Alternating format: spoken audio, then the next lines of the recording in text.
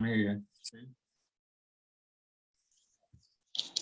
Okay, so we start accepting people, by the way, Natasia. Okay. Lalu kau dibimbing ke air yang tenang, kelak mahkota milikmu di surga yang terang, kelak mahkota milikmu di surga yang terang, kelak mahkota milikmu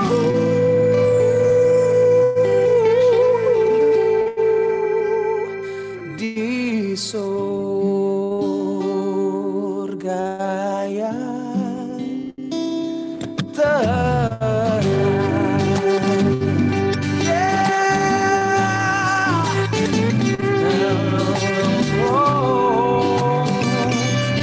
Tetap setialah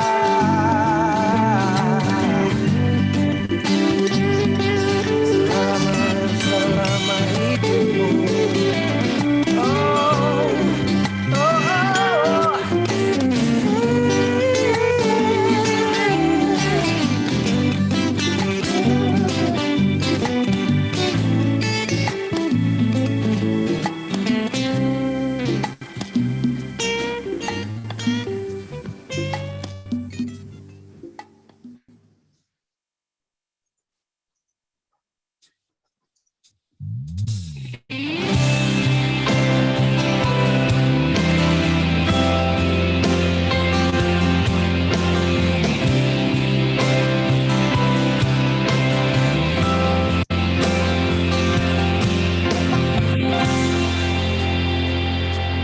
Tenanglah kini hatiku, Tuhan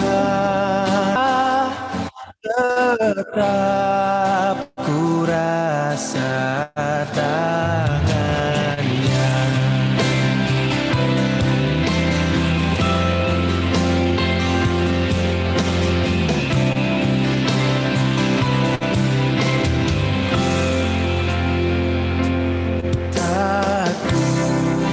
Sesakan hidupku, betapa juga nasib.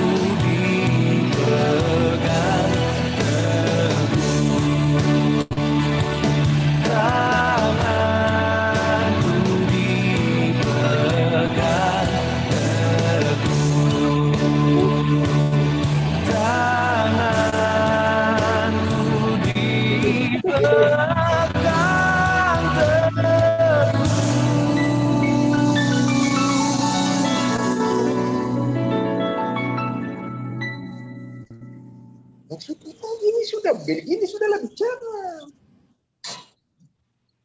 Tapi belum.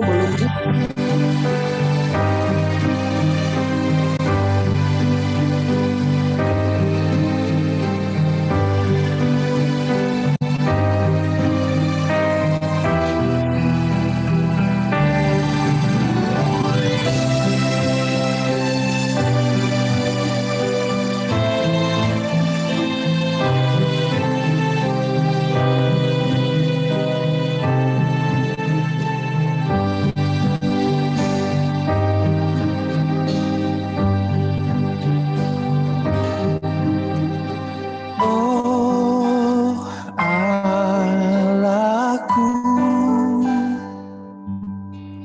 jenguklah diriku,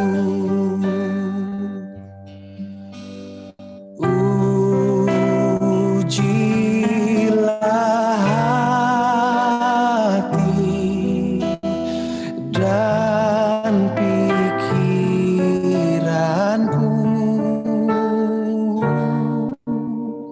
Aku telah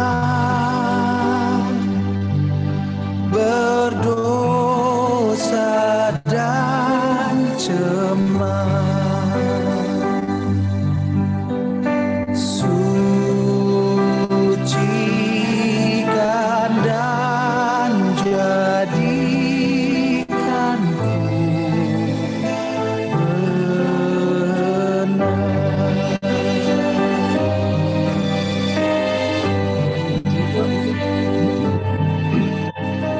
Oh Roh Kudus, bangkitkan jiwaku, mari berkarya dalam hidupku.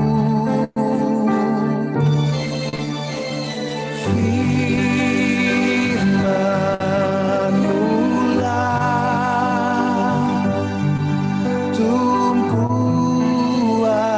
yang teguh, dan ku dambakan rahmat-Mu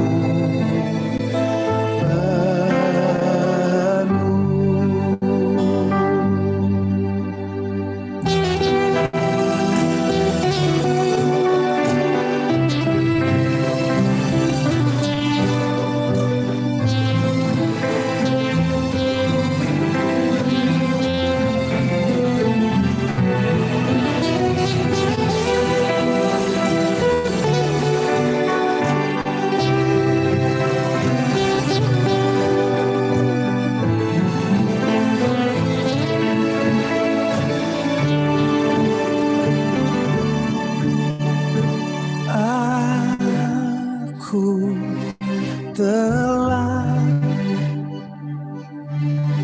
berdosa dan cemar, sucikan dan jadikanku benar, sucikan dan jadikanku benar.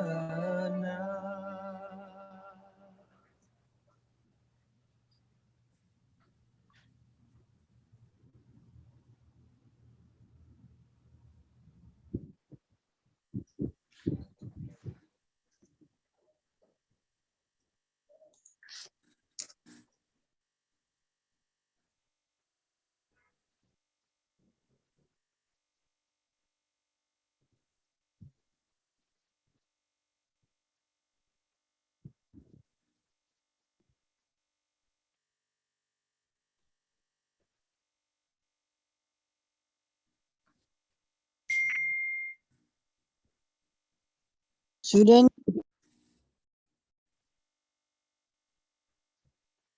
Halo, Bu Vito, Ya, Om Jeff, mau start atau tunggu sedikit? sedikit aja Om Jeff. Oke. Boleh Om Jeff ya? Ya, siap. Soalnya emang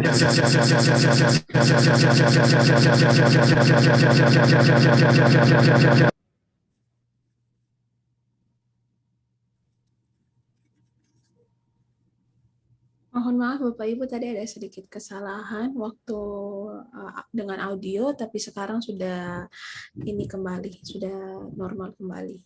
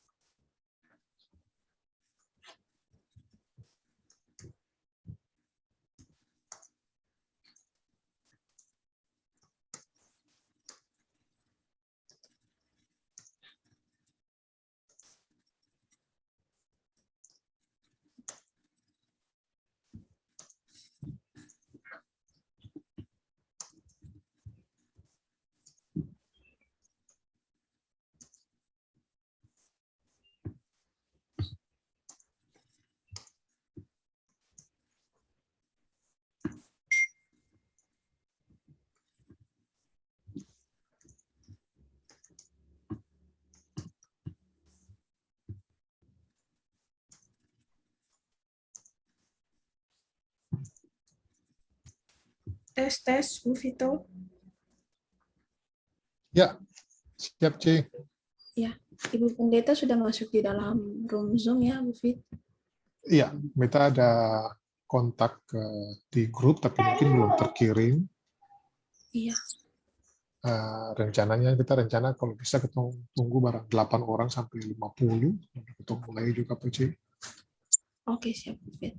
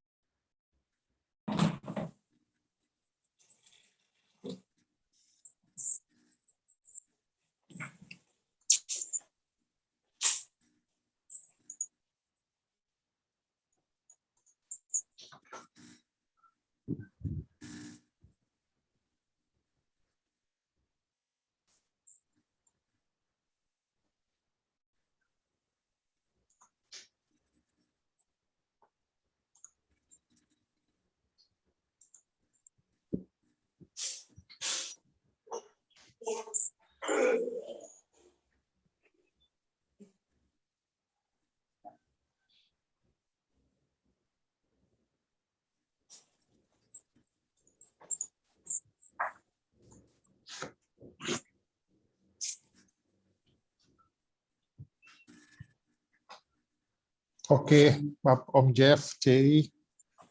Kita mulai saja, peserta sudah baik. Ya. Baik Bapak Ibu, para peserta, dan Bapak Jeff, C, Bapak Jeff Luhukai juga, dan narasumber kita, Natasia Malaihollo. Selamat pagi, salam jumpa dalam kegiatan hari yang terakhir di saat ini. Kita bersyukur bersama dengan kita semua karena pemeliharaan Tuhan, kita semua tetap ada dan dimungkinkan untuk tetap bisa mengikuti kegiatan ini. Kita berharap semuanya tetap semangat, tetap fokus, dan menjadikan ini sebagai sesuatu yang bermanfaat bagi kehidupan kita semua ke depan.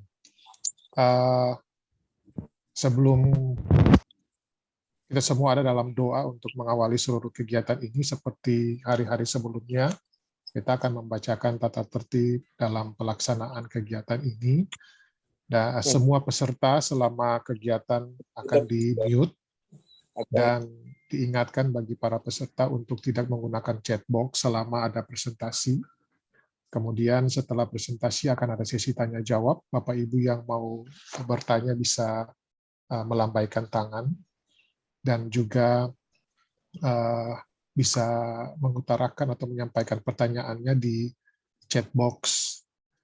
Kemudian yang paling penting lagi diingatkan bagi Bapak Ibu semua bahwa nanti setelah kegiatan ini berlangsung beberapa menit akan ada link absen yang di-share di chat box dan juga di WA group. Diharapkan bagi semua peserta untuk bisa mengisi absen lewat link tersebut. Mungkin itu saja yang bisa disampaikan. Selanjutnya kita akan ada dalam doa, dan yang akan mendoakan kita mengawali seluruh kegiatan ini adalah Ibu Pendeta Ibu Oce Purniasa. Kepada Ibu Oce kami silakan.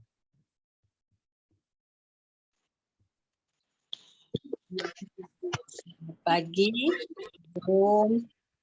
kita ada dalam kegiatan workshop manajemen usaha di hari ketiga ini. Mari kita berdoa. Kami selalu bersyukur kepadamu Tuhan atas segala kasih dan anugerah Tuhan kepada kami semua di setiap hari-hari hidup yang kami.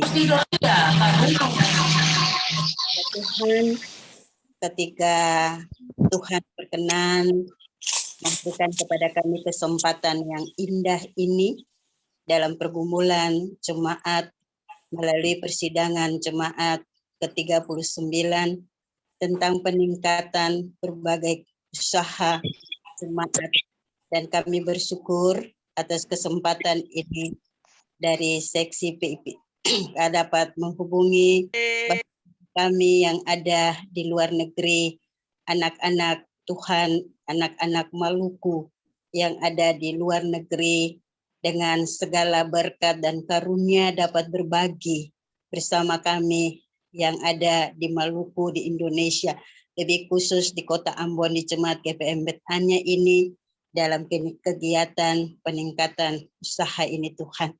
Dan untuk itu kegiatan workshop manajemen usaha yang boleh berlangsung selama 3 hari dan di hari ini merupakan hari terakhir.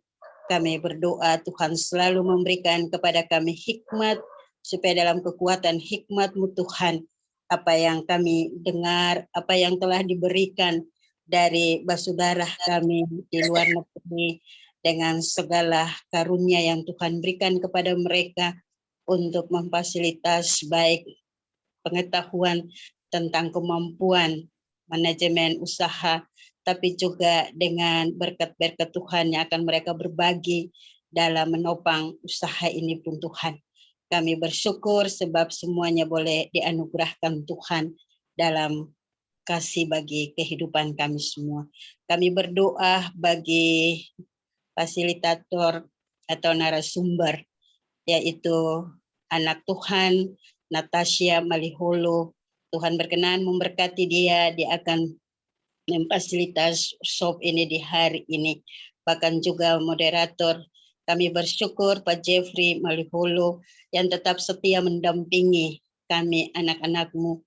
Kami percaya Tuhan memberkatinya bersama dengan keluarga, tapi juga tugas-tugas dan tanggung jawab. Kami bersyukur juga untuk seksi PPK ini Tuhan berkenan memberkati mereka dengan segala tanggung jawab yang telah mereka lakukan menjawab pergumulan jemaat melalui persidangan jemaat ini. Kami berdoa untuk semua peserta, Tuhan berkenan memberkati, biarlah dengan kedisiplinan dan ketekunan mengikuti kegiatan ini, sehingga benar-benar manfaat dari kegiatan ini dapat mereka miliki bagi kekuatan dan juga bagi usaha.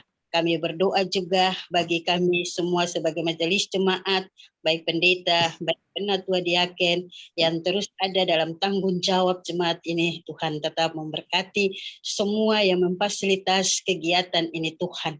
Kami tetap berdoa, Tuhan Yesus memberkati kami semua. Dari awal sampai selesai kegiatan ini, kami taruh di dalam kekuatan kuasa Tuhan, bahkan cuaca dan sinyal, kami selalu berdoa menyerahkan pun dalam kekuatan Tuhan, supaya berlangsung seluruh kegiatan ini, sampai selesai di hari ini, di hari ketiga ini Tuhan. Hanya berlangsung di dalam kasih setia Allah Bapa Yesus Kristus Tuhan, dan di dalam kekuatan kuasa Roh Kudus, sambil kami memohon berkat-Mu Tuhan. Sejahtera Allah yang melampaui segala akal dan pikiran kami manusia, akan terus memenuhi kami dengan hikmat-Mu dan terus memberikan kami damai sejahtera. Baik kami yang ada di Maluku, Kota Ambon, Indonesia ini, tapi juga semua saudara kami yang ada di luar negeri, baik di Belanda, di Amerika, di Inggris, maupun di mana saja semua berada. Hari ini, hari esok, terus kekal sampai selama-lamanya. Amin. Ya Bapak Ibu, doa kita boleh selesai. Selanjutnya kami serahkan untuk Bapak Diaken Pak Iko. Ya, terima kasih Bu Pendeta. Baik Bapak Ibu yang diberkati Tuhan, kita mengingatkan satu hal lagi juga, alangkah lebih baik jikalau kita semua yang mengikuti kegiatan ini bisa mengaktifkan videonya, karena itu menjadi sesuatu yang baik untuk kita dalam pelaksanaan kegiatan ini. Dan selanjutnya tidak membuang waktu lagi, kita akan segera memulai, dan kesempatan ini akan diberikan langsung kepada narasumber kita, Natasia Malaihollo, untuk mempresentasikan apa yang ingin dibagikan bersama bagi kita semua di kesempatan ini. Silakan, Natasia, you can start your presentation now. You're on mute, Stella. Okay. Jeff, are you gonna start the? No, you can go ahead and start. Do you want to use your presentation? Do you want to share your? Sure. Okay. So, all right. Can you see my presentation? Yes, yes, you can. Okay, awesome. All right. So, hi, I'm Natasia Malaihollo, and this presentation is on internet and social media marketing. Jadi saya Natasia Malaihollo, presentasi ini mengenai internet dan marketing di sosial media. So a little bit about my background. 8 years ago, I started a company called Wiser. Wiser is a gamified survey platform. I started it in New York City, actually, with just 2 people. And very quickly, the company grew very largely. And actually, after 18 months, we had gained 2,300 customers in 42 countries, including Indonesia. And we worked with some of the biggest corporations in the world, like Google, Facebook, McDonald's, Disney, PayPal. Jadi sedikit latar belakang mengenai 8 tahun yang lalu dia memulai suatu perusahaan namanya Wiser, start di New York dengan 2 pegawai.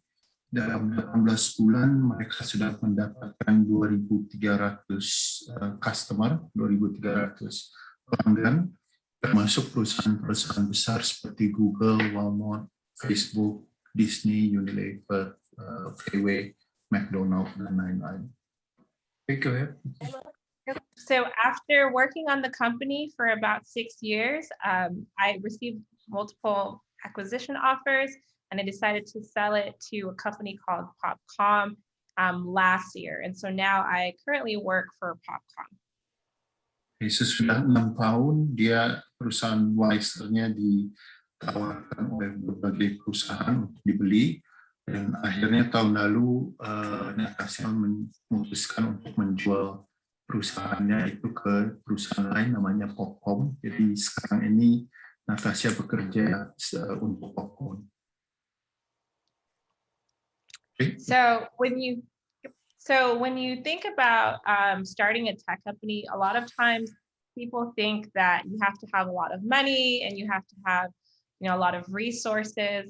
But actually, when I started Wiser, I didn't have any money at all. I was actually negative in my bank account. And even a few months after I started the company, I only had about $60 in my bank account.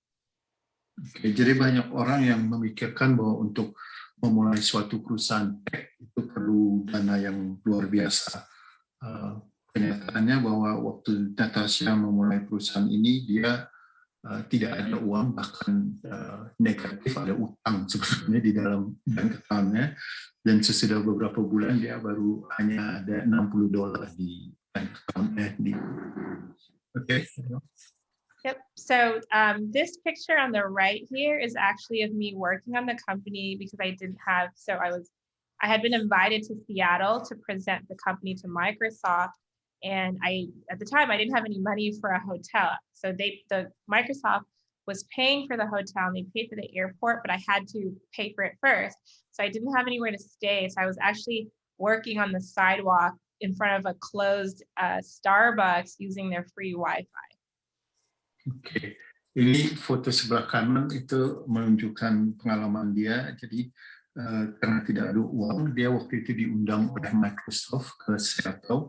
Microsoft menjanjikan akan membayar hotel dan airportnya, penerbangannya. Cuman Natasia harus membayar di depan sebelum dikembalikan uangnya. Sedangkan saat itu dia tidak ada uang. Jadi akhirnya foto itu dia menunjukkan dia bekerja di depan Starbucks yang sudah tutup untuk mendapatkan internet, mendapatkan Wi-Fi dari Starbucks.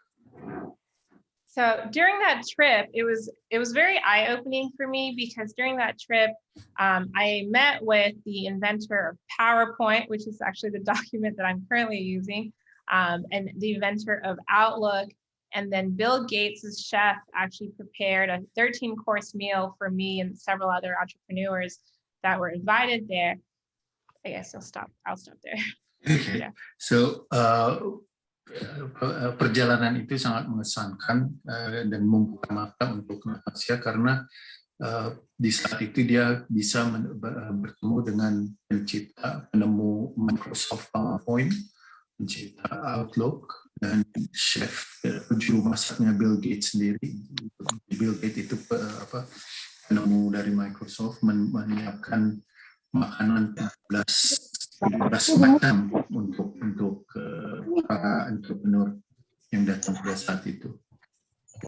So the whole experience really taught me, and early on, so this was maybe about a couple months after I started Wiser, but that experience really taught me that God's plan for my life doesn't require money because at the time I didn't have any money. I didn't have a lot of pedigree. I didn't have a lot of skills, but I was really just moving by faith and obedience.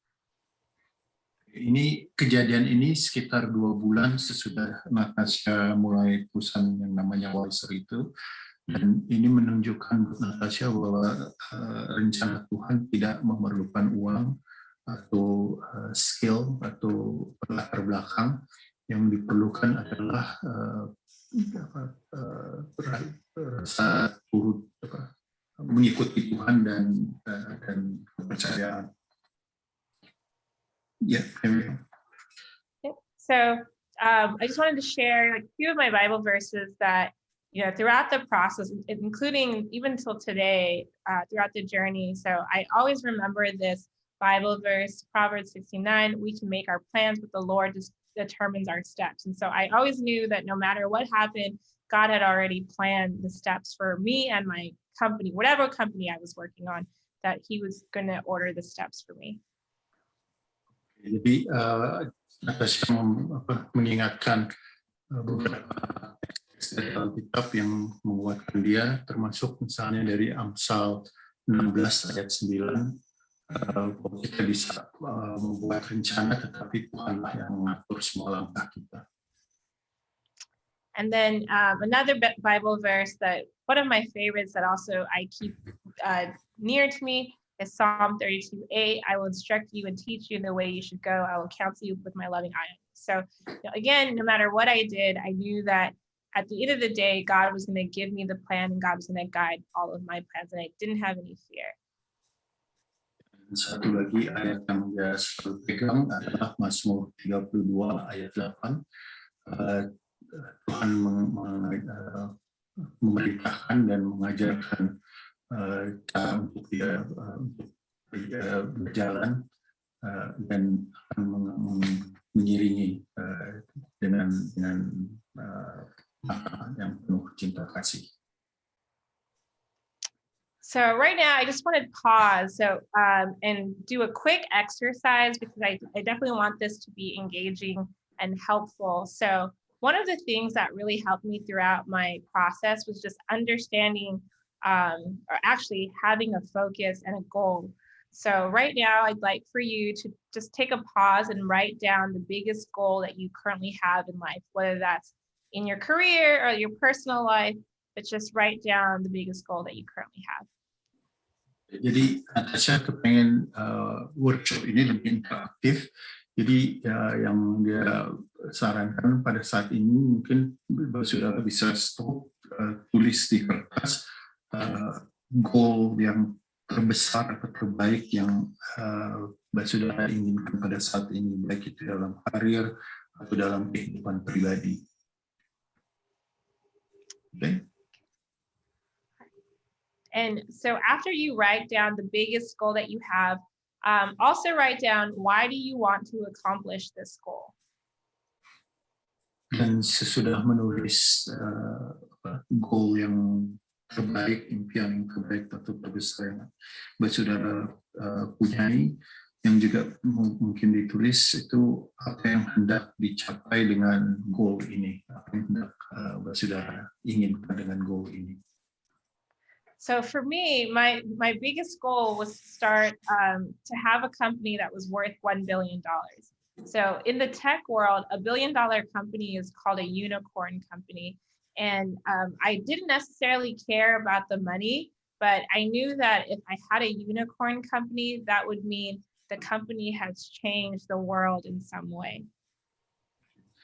Jadi untuk Natasia, mimpi dia waktu mulai adalah untuk mempunyai perusahaan yang harganya itu $1 miliar. Itu kalau di dunia tech istilahnya unicorn. Buat dia bukan tentang uang ya, cuman kalau perusahaan sudah sebesar begitu berarti itu akan merubah kehidupan manusia.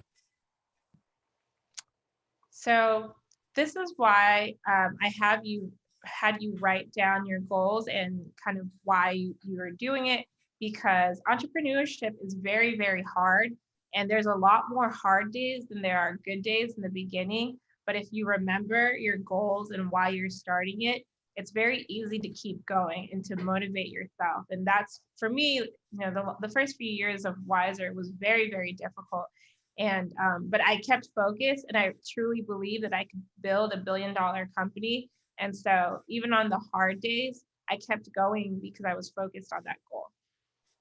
Oke, ini alasannya kenapa Natasia bilang saudara tadi tulis goal yang terbaik dan apa yang hendak kalian capai dengan goal itu, karena sebagai entrepreneur, sebagai wirausahawan, akan banyak masa-masa yang sangat sulit dan sangat susah, dan itu akan hal-hal yang ditulis tadi akan menjadi suatu motivasi dan membuat saudara untuk terus jalan ke muka di saat-saat yang sulit. Okay, so now I'm going to start on kind of the internet marketing side of things. So I thought that it's very helpful to present some real use cases and some actual case studies for you. So the first company that I want to present is this company called The Grid. So The Grid was a company a couple of years ago. They said that they would allow you to create your own website. Before they ever built the product, they created a marketing campaign that basically allows people to sign up for the website even before they built it and pay $120. Oke, Sekarang Natasia akan bicara sedikit tentang internet marketing, pemasaran melalui internet. Jadi akan memberi beberapa studi kasus. Yang pertama itu perusahaan namanya The Grid. Perusahaan ini menjanjikan akan membuat website, dan sebelum mereka perusahaan ini mulai, mereka sudah membuat pemasaran, membuat marketing, dan akhirnya mendapat 55.000 member yang masuk ke dalam perusahaan itu sebelum mereka membuat produknya. Yeah, so in total, they made $5.2 million just basically from email signups from their marketing campaign before they ever even built a product.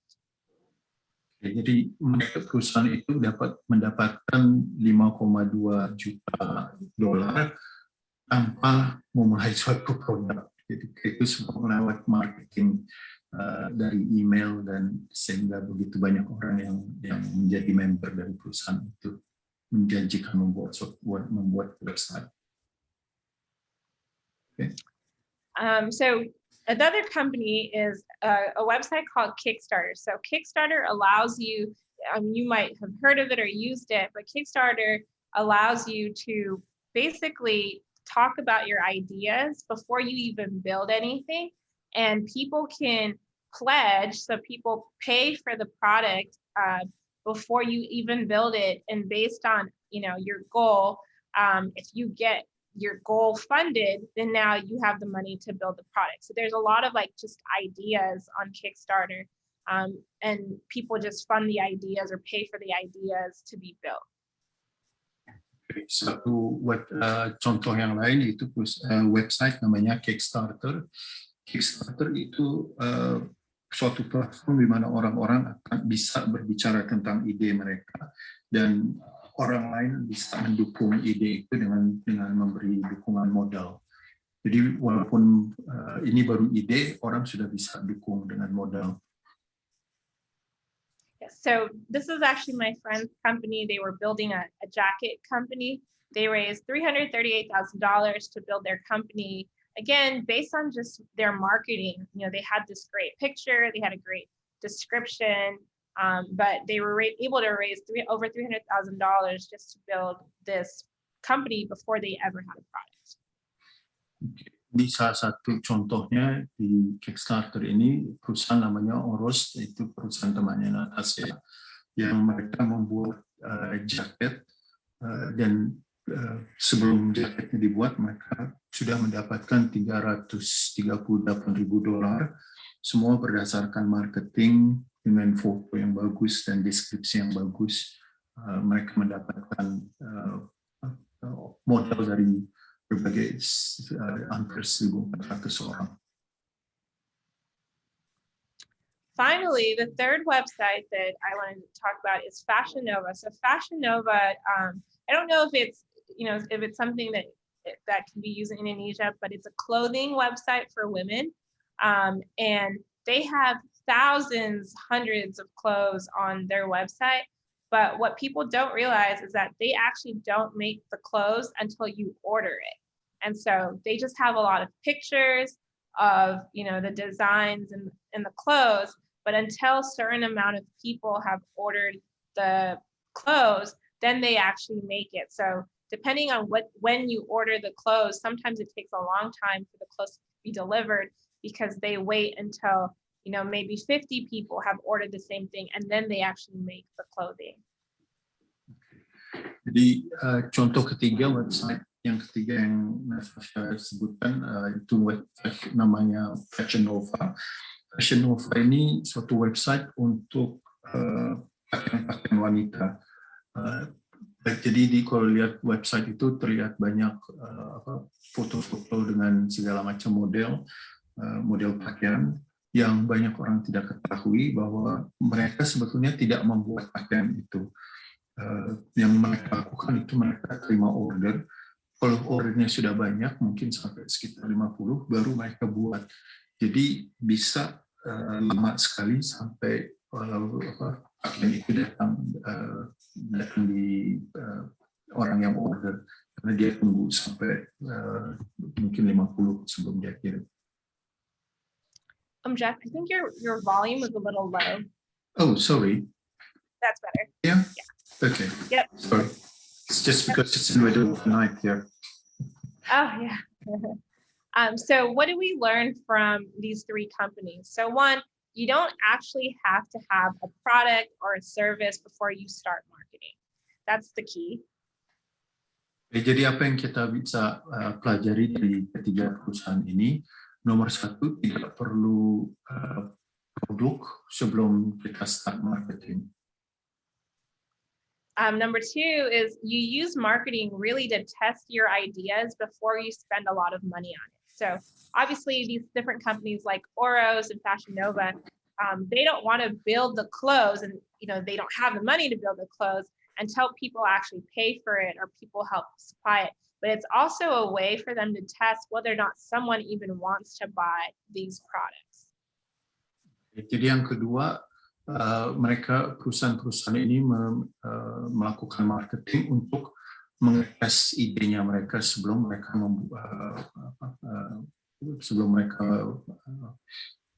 memakai dana besar untuk membuat perusahaannya.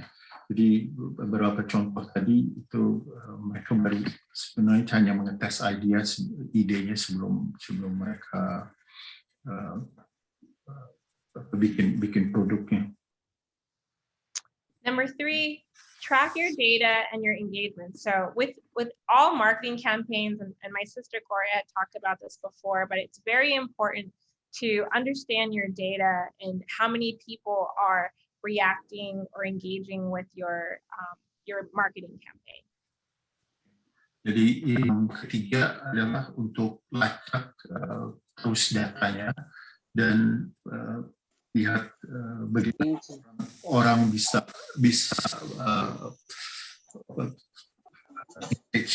ada hubungan dengan websitenya.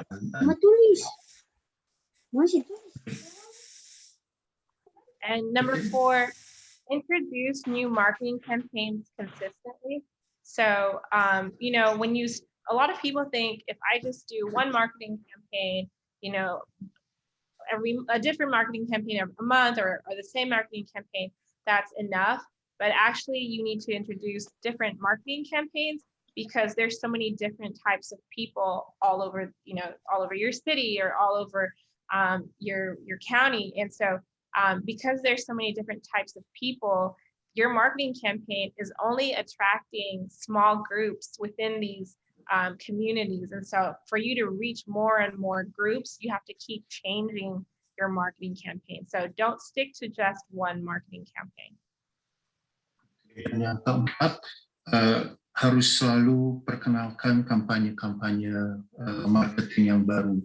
Jadi Natasia sebutkan kita harus selalu berubah marketingnya karena customer kita itu banyak orang dan tipenya lain-lain. Jadi kalau kita tetap dengan satu kampanye marketing itu hanya mendapatkan orang dari kampanye itu. Jadi kita harus selalu berubah untuk mendapatkan orang sebanyak mungkin. So now we're going to go into social media marketing. So I want to start again with another example of a great social media campaign. So if you've heard of Airbnb, so Airbnb is a popular website that allows you to rent hotel rooms or usually apartments, or a bedroom in someone's house. So it's very popular here in the United States. I'm not sure if it's popular in Indonesia, but I did find some locations in Jakarta. Jadi sekarang Natasia akan bicara sedikit tentang internet marketing dan memakai contoh perusahaan namanya Airbnb. Jadi Airbnb itu suatu perusahaan yang menyewakan kamar atau apartemen atau kamar hotel yang melalui internet. Itu kelihatannya di Jakarta ada beberapa tempat yang mereka sudah lakukan. So the founders of Airbnb didn't have the money to start their company at the time. But they were designers. And so what they did is in the United States, at the time, we were having our presidential campaign. And so they actually designed cereal boxes with the two different presidential candidates, so President Obama and then McCain. And they sold these boxes. They hand glued them, 1,000 boxes. They sold the boxes for $40 a piece through social media, and they made $30,000, which is what they used to start Airbnb. Today, Airbnb is worth like $5 billion. Jadi para penemu perusahaan Airbnb ini, foundernya, waktu mereka start, mereka tidak ada uang sama sekali. Jadi, tetapi mereka itu semua adalah desainer. Jadi apa yang mereka lakukan, mereka membuat, pada saat itu lagi ada kampanye buat pemilihan presiden antara Presiden Obama dan Senator McCain. Yang mereka lakukan itu mereka membuat 1.000 kotak dengan lem, dan mereka menjual kotak-kotak itu untuk diisi dengan cereal, dengan makanan pagi, dengan harga $40 per kotak. Dengan cara itu mereka mendapatkan $30,000, dan itu untuk mereka pakai untuk start Airbnb. Sekarang Airbnb itu, perusahaan itu dihargai $5 miliar. So the point of that is just to show you that sometimes the marketing campaigns that you do for your company might not have anything to do with your business.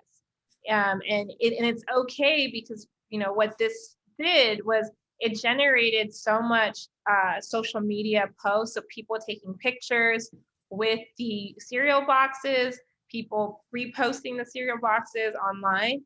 And so it actually, everyone would always tag Airbnb. And when people wanted to look up, hey, what does Airbnb actually do?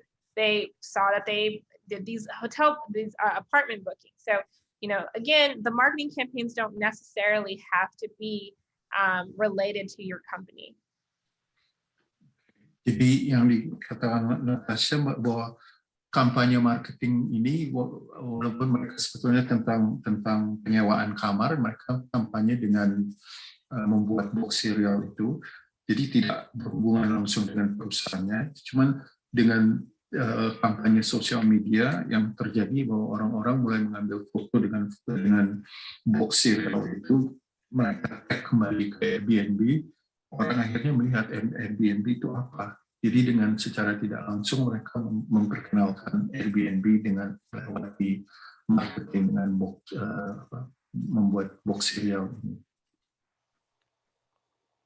So we're now going to go over just what does social media marketing look like. So there's a couple of different ways. The kind of the four main ones are search ads, which is like Google, Yahoo, Bing, Facebook, Instagram, newsletter and emails, and content marketing. And then we'll also talk about kind of these two, Tokopedia, Bukalapak, and Kaskus, which is in Indonesia, and holding events and meetups.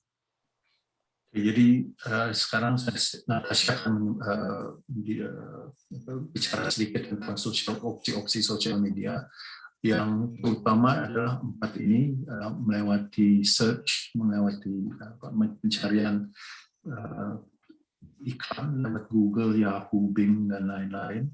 Yang kedua, melewati iklan melewati Facebook dan Instagram. Yang ketiga, melewati email dan buletin. Keempat, konten marketing, dan dia akan bicara sedikit juga tentang Tokopedia, Bukalapak, Kaskus, dan mengumpulkan acara, membuat acara untuk mengumpulkan orang.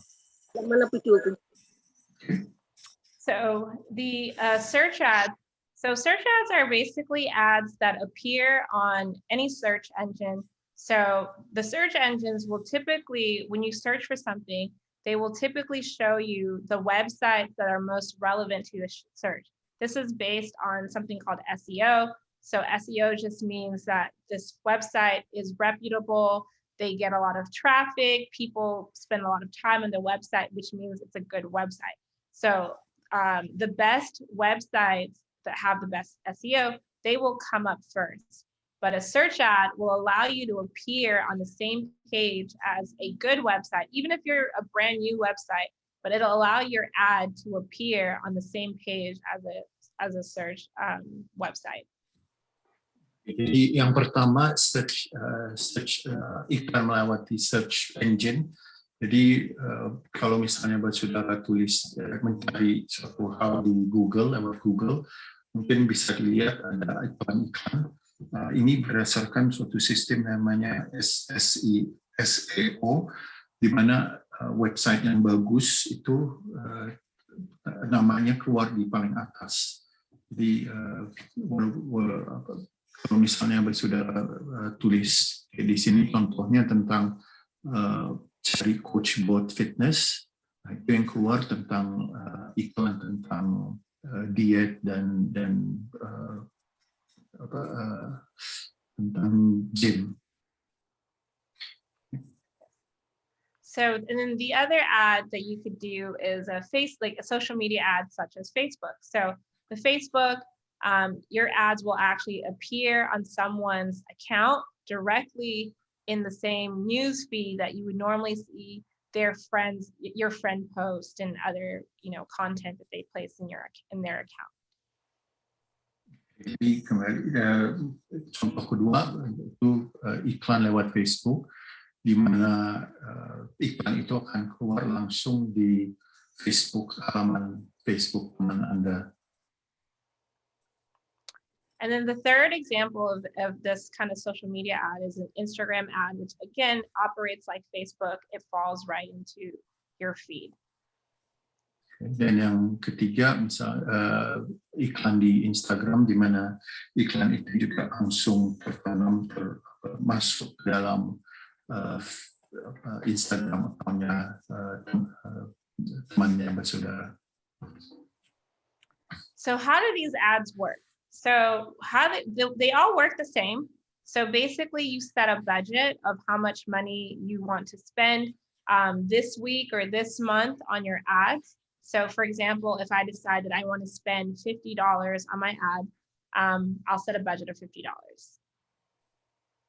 Bagaimana iklan ini kerjanya iklan ini?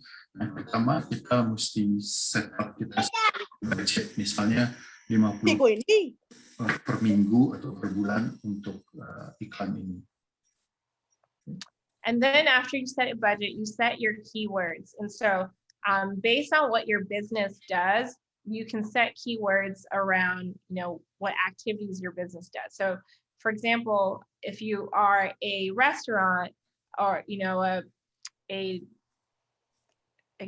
restaurant that sells chicken. So you can say, chicken restaurant, and then you set a location and demographic.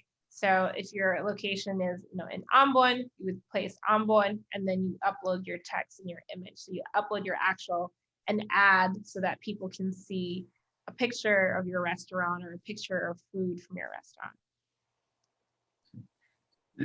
Jadi yang sesudah menentukan budget, kita perlu mencari kata kunci. Jadi misalnya kalau kita punya restoran untuk jualan ayam, ya, kata kuncinya restoran dan ayam. Sesudah itu kita juga perlu lokasi dan demografik. Jadi misalnya restoran ayam di Ambon. Dan sesudah itu kita mesti upload teks dan foto image dari restoran itu. So when someone either searches for that, ayam restaurant, or if they have posted recently on their Facebook or Instagram about a restaurant in Ambon or eating chicken, they will actually see your ad on their feed or on the search site. Jadi yang terjadi bahwa ketika seseorang mencari di Google menulis ayam Ambon misalnya, itu restoran saudara akan keluar. Atau misalnya di Facebook atau di Instagram seseorang posting tentang ayam, restoran saudara itu akan keluar di halaman Facebooknya orang itu. So depending on how much that keyword costs, it'll deduct from your budget. So if that keyword, I am restaurant, cost $5 and my budget was $50, when someone clicks on that ad, my budget of $50 will deduct the $5 from it. So based on this, 10 people can click on my ad. 10 people will click on my ad before I use up my entire budget. Jadi berdasarkan budget yang kita sudah siapkan, misalnya kita siapkan $50, setiap kali orang klik di iklan itu, budgetnya akan berkurang. Jadi misalnya kalau budgetnya $50 dan setiap klik itu $5, sesudah 10 iklan itu hanya akan ada untuk 10 kali, 10 orang yang klik. So the keywords, they vary by price. So keywords that are very popular, that a lot of people are searching, a lot of people are using to describe their companies, that is going to be an expensive keyword versus a keyword that someone is not using, but people are still searching it, but it's not a lot of people are using it. That's going to be a less expensive keyword. Jadi ini semua tergantung dari kata kuncinya itu. Jadi kalau misalnya kata kuncinya sesuatu yang populer, misalnya ayam, itu akan mahal karena banyak orang yang memakai kata kunci itu. Tapi kalau kata kuncinya sesuatu hal yang jarang, itu lebih murah. Jadi makin jarang makin murah. Yes, and so your goal when you're creating ads, kind of the art of the magic of creating good ads is figuring out what keywords describe your business that other people are not using. And so there are websites that can help you. There's like software that can help you figure out those keywords, figuring out what other people are searching beyond just beyond the keywords that you have. So for example, here in the United States, sometimes I search Indonesian food. So Indonesian food might be a high price keyword, but if I'm searching for a specific thing, like if I search for dendeng balado, that's a more specific keyword. It's still an Indonesian food, but it's a more specific keyword. So that price is going to be less. And when someone finds dendeng balado, if I'm an Indonesian restaurant and I sell dendeng balado,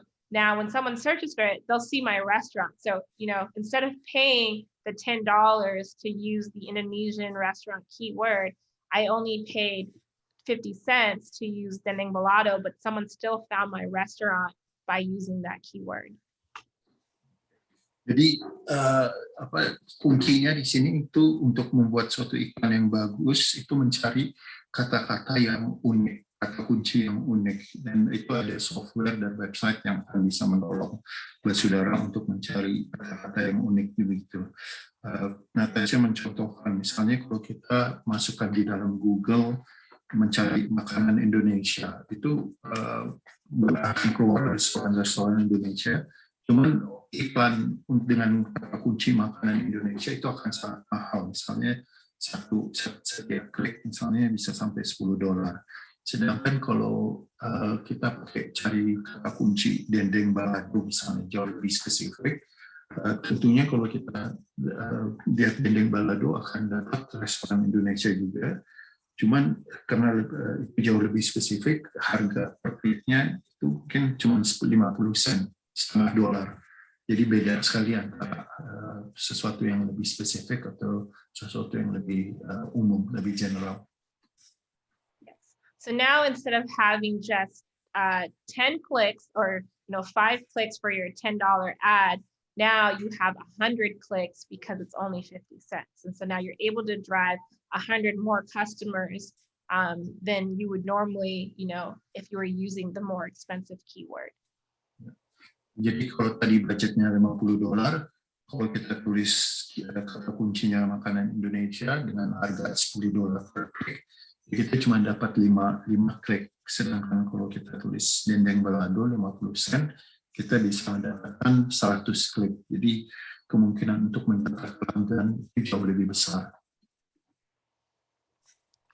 So another really important way of doing social media marketing, sending newsletters and emails. And so, if you have a website, if you have a social media page, like a Facebook page or an Instagram account, it's very important to always figure out ways to collect email addresses, because then you can directly email people different kinds of updates. Now, I'll kind of cover each of these in a second. Suatu hal yang penting juga itu mengirim buletin dan email. Jadi kalau saudara punya halaman Facebook atau website, itu penting untuk mendapatkan email pelanggan customer kita.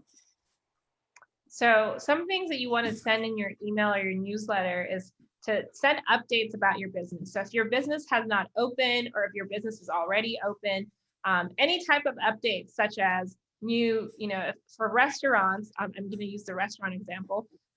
For restaurants, you can send updates about new menu items, new specials, new deals, just constantly. And you want to send this pretty regularly so that people stay engaged. So, maybe once a week, or, once every 2 weeks, but you definitely want to stay consistent and use the same template to constantly update people about what's going on with the restaurant. Jadi yang pertama itu kita perlu email dan bulletin itu untuk melakukan update untuk para pelanggan kita. Jadi misalnya kalau dari punya bisnis restoran, punya menu baru atau ada diskon atau ada sesuatu yang baru di restoran, itu kita perlu update. Dan itu bagusnya dilakukan secara reguler, misalnya setiap minggu sekali atau setiap 2 minggu sekali, dan bagusnya dengan template yang sama, dengan email yang sama, modelnya yang sama. And another thing that you want to send is announcement and useful information. So useful information is like your hours of operation. What hours are you open? What are some of your most popular food items? So, and the reason why you want to do this is that it's been proven that it takes 7 touch points, which just means that someone has to see your brand or your company information 7 times before they actually purchase from you. So if they keep seeing, your most popular food items, or your restaurant is open between 9 a.m. and 5 p.m., they keep seeing it, they're going to remember it. So one day when they're thinking, hey, I'm hungry, or hey, I want to eat dendeng balado, they'll remember that your restaurant has dendeng balado and it's open between 9 and 5 p.m. So you want to just keep sending that information so that people keep seeing that information and they remember it unconsciously even before they actually go to your restaurant. Okay. Yang kedua dan ketiga itu buat pengumuman dan informasi, misalnya jam buka restoran, makanan yang terpopuler di restoran itu. Kenapa kita mau bikin secara reguler? Karena ada riset yang mengatakan bahwa seseorang itu membeli sesudah melihat nama restoran, nama produk itu 7 kali. Jadi misalnya dengan bisnis restoran itu sesudah mereka melihat 7 kali, mereka ingat. Jadi kalau begitu lapar, oh ya, saya pernah lihat restoran itu, kita pengen makan dendeng balado, oh ya, saya ingat ada dendeng balado di restoran itu. Jadi kita harus kirim terus supaya orang itu ingat nama kita, brandnya kita. And the last thing that you always have to include in a newsletter, an email, and even social media post, I'll include that here, is a call to action. So when someone is taking the time to read your email or to read your post on social media, you now have their attention, which is very, very valuable to you. So while you have their attention, you want them to do something for you. So whether it's to click on your website, whether it's to share the post, whether it's to email you, a request, anything, but just take the time to always include an ask for the reader, because that time that they are taking the time to read your post or read your email, you want to capitalize on them, you want to move them forward. And so don't just send things for people to read, but send things so that people can take action and help you. Like, asking for a referral. Hey, have your next birthday party at my restaurant. Have your next event at my restaurant. Like, again, call to action so that people are remembering these little moments. And, not everybody's going to do anything with it. Not everyone's going to take action, but the few people that do might become loyal customers. So you definitely just want to take advantage of every opportunity. Oke, dan yang terakhir itu panggilan untuk melakukan sesuatu, panggilan untuk aksi. Jadi konsepnya bahwa kalau seseorang sudah membaca bulletin atau email kita, itu berarti orang itu sudah ada perhatian dan membuang waktunya untuk membaca email kita. Jadi pada saat itu kita perlu membuat mereka langkah depan lagi, itu dengan meminta mereka melakukan sesuatu, misalnya klik di website itu atau bilang kalau ada pesta bikin di restoran saya, atau ada pesta ulang tahun atau ada event bikin di restoran saya. Tidak semua orang akan melakukan, cuman ini suatu hal untuk membuat mereka bukan hanya pasif, jadi menjadi aktif, melakukan sesuatu yang aktif. And then the final, I don't know if this is the final, but this is another key part of online marketing is content marketing. The idea of content marketing is basically creating value for people that are not yet your customers, and even your customers, but giving them something to help them with something that they're already doing. So for example, this website is called Rip Girl. I'll pause there. Jack, go ahead. Jadi yang salah satu kunci juga untuk internet marketing yaitu yang disebut content marketing, yaitu membuat membuat nilai tambah, nilai tambah untuk customer. Okay. So an example of this is a company called Rip Curl. So Rip Curl, they make swimwear, they make bathing suits, surfboards, all of that. But on their website, what's really prominent on their website is actually tips and feedback and blogs about surfing, because they know that a lot of their customers go surfing. There's a lot of blogs about different areas, like different things that surfers and their customers care about. But these blogs, this content is very, very useful information. Like, they spend a lot of time on it. And so a lot of people come to their website that don't actually need to buy a bathing suit or a surfboard, but they're coming to read these blogs. Okay. Jadi sebagai contoh, ini ada perusahaan namanya Rip Curl. Rip Curl itu perusahaan yang menjual baju berenang, papan selancar, surfboard. Nah, di websitenya mereka itu ada tips, ada blog tentang surfing, tentang daerah-daerah bagus untuk surfing. Jadi memberikan suatu nilai tambah untuk para pelanggan mereka. Apa yang terjadi dengan info-info yang selalu baru itu, orang tidak hanya selalu datang ke sana untuk membeli sesuatu, cuman mereka ke sana untuk mencari ke website itu untuk mencari informasi. Yes, and so when the customer actually, or the reader finally does need to buy, a swimsuit, or someone asks them, hey, I'm looking for a swimsuit, they are more than likely going to recommend Rip Curl because they're exposed to Rip Curl all the time and the brand all the time. So it's going to be top of mind of bathing suits or swimwear. Jadi apa yang terjadi, para pembaca yang sering ke halaman website Rip Curl itu, mereka mengingat nama Rip Curl. Jadi begitu mereka perlu baju berenang, atau orang tanya siapa mau beli baju berenang di mana, atau papan surfboard di mana, papan selancar di mana, yang mereka sebutkan dengan otomatis itu Rip Curl, karena mereka selalu terekspos dengan perusahaan ini, dengan Pro. So in the same way, if you have a restaurant business and you have a website, you can definitely upload things that your customers would care about. That's not necessarily related to just your menu. So, things like recipes, things like cooking, how to preserve vegetables at home, how to slice, all kinds of just tutorials that are not necessarily directly related to your restaurant, but there are things that your customers might care about. Maybe even,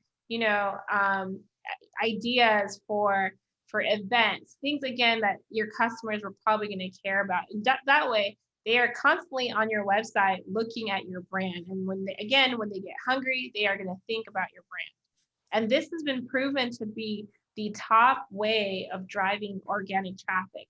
And this is the best way to do it because it doesn't cost you anything. So like the ads where you have to set a budget and all of that, content marketing is almost completely free with the exception of your time and your website costs.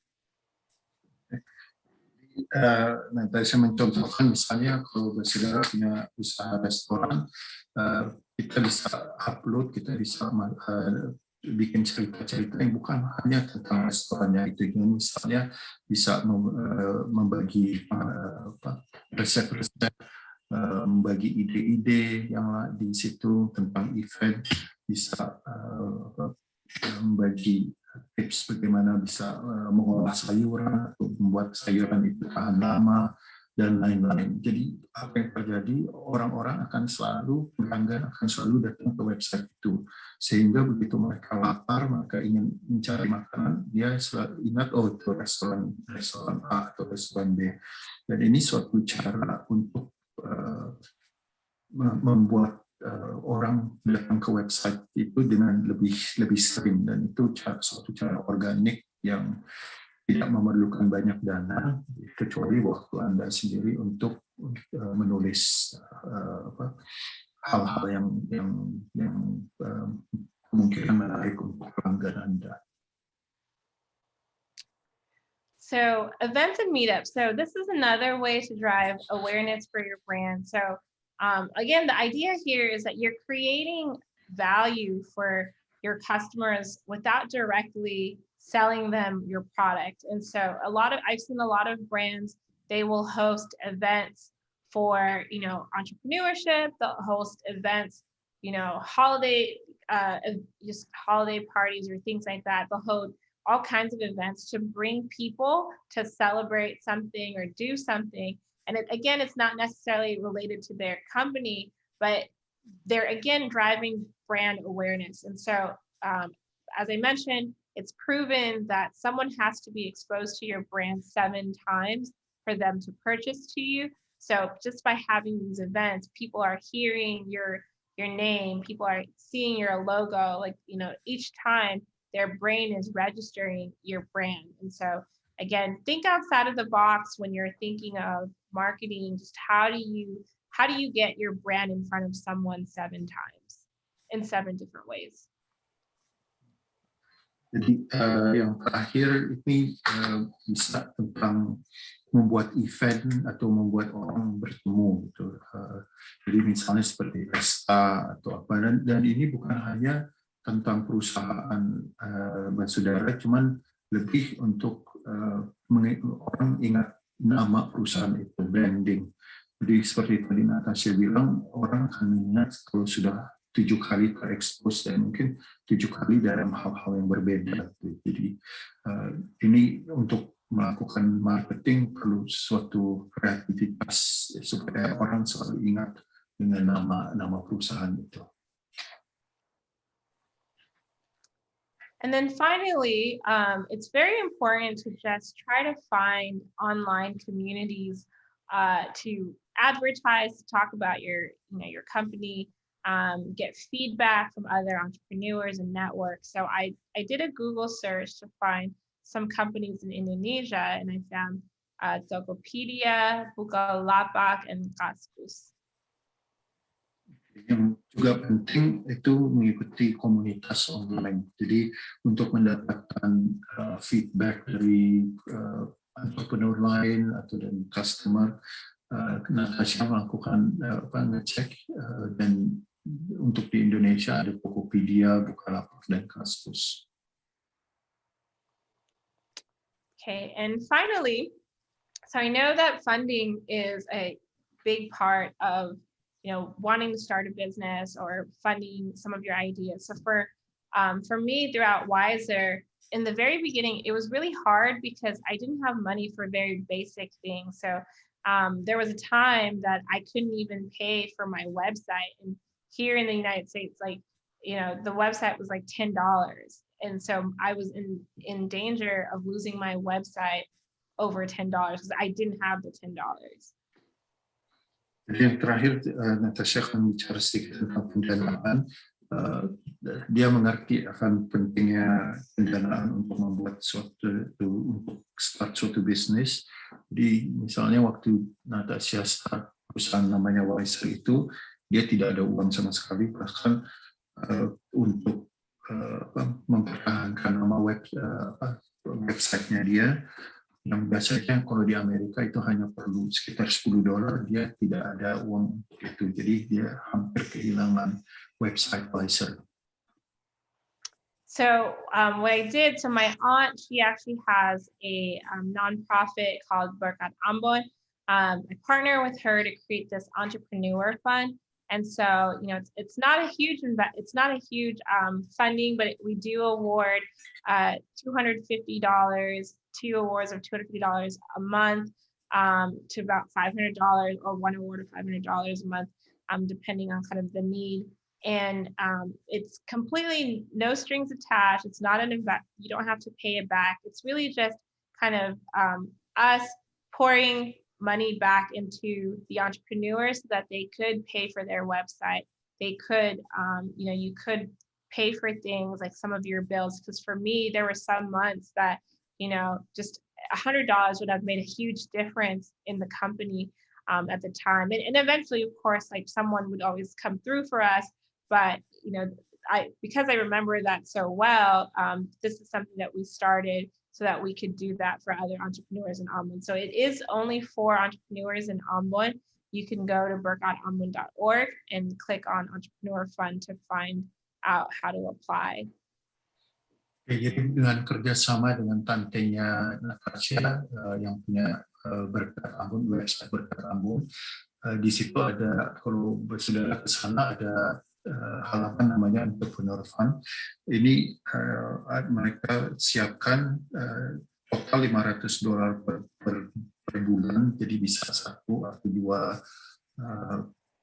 kali 250 atau 1 kali $500 per bulan investment, diberi untuk mendukung para entrepreneur di Maluku, dan ini diberi dengan tidak ada bukan investment atau bukan pinjaman, jadi untuk membantu saja. Jadi dia Natasia ingat waktu dia start perusahaannya, kadang-kadang perlu $100 saja itu susah sekali. Jadi ini suatu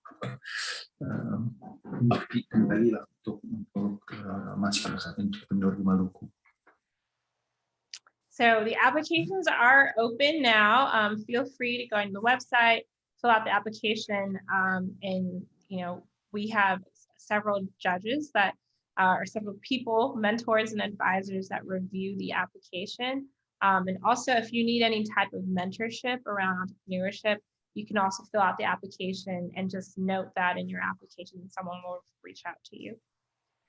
Jadi kalau ke website itu di Entrepreneur Fund ada aplikasinya untuk mendapatkan funding itu, mendapatkan dana itu, dan juga kalau perlu mentor bisa silakan ditulis di situ, kita akan coba bantu dalam mentoring dan pendanaan.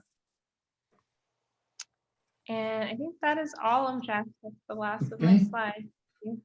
Jadi terima kasih, itu saja. Mungkin kita bisa buka buat pertanyaan. You happy to take some questions now? Yeah, of course. Okay, jadi itu saja presentasinya. Kalau ada pertanyaan, mungkin silakan Mbak Saudara.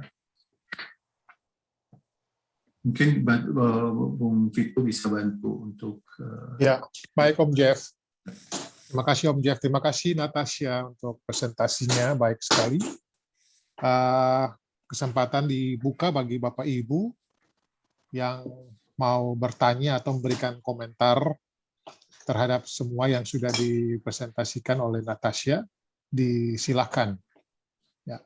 Bisa melambaikan tangan lewat aplikasi Zoom pada fitur reaction, atau juga bisa menggunakan chat box, mengetik pertanyaan Bapak Ibu, dan nantinya akan dibacakan oleh kami di sini. Atau juga bisa langsung saja minta, atau kita akan mengkonfirmasi lewat gambar di layar. Silakan Bapak Ibu.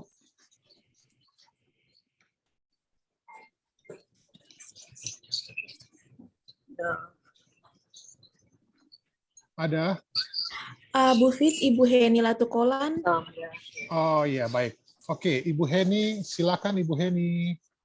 Ini salah satu webinar juga.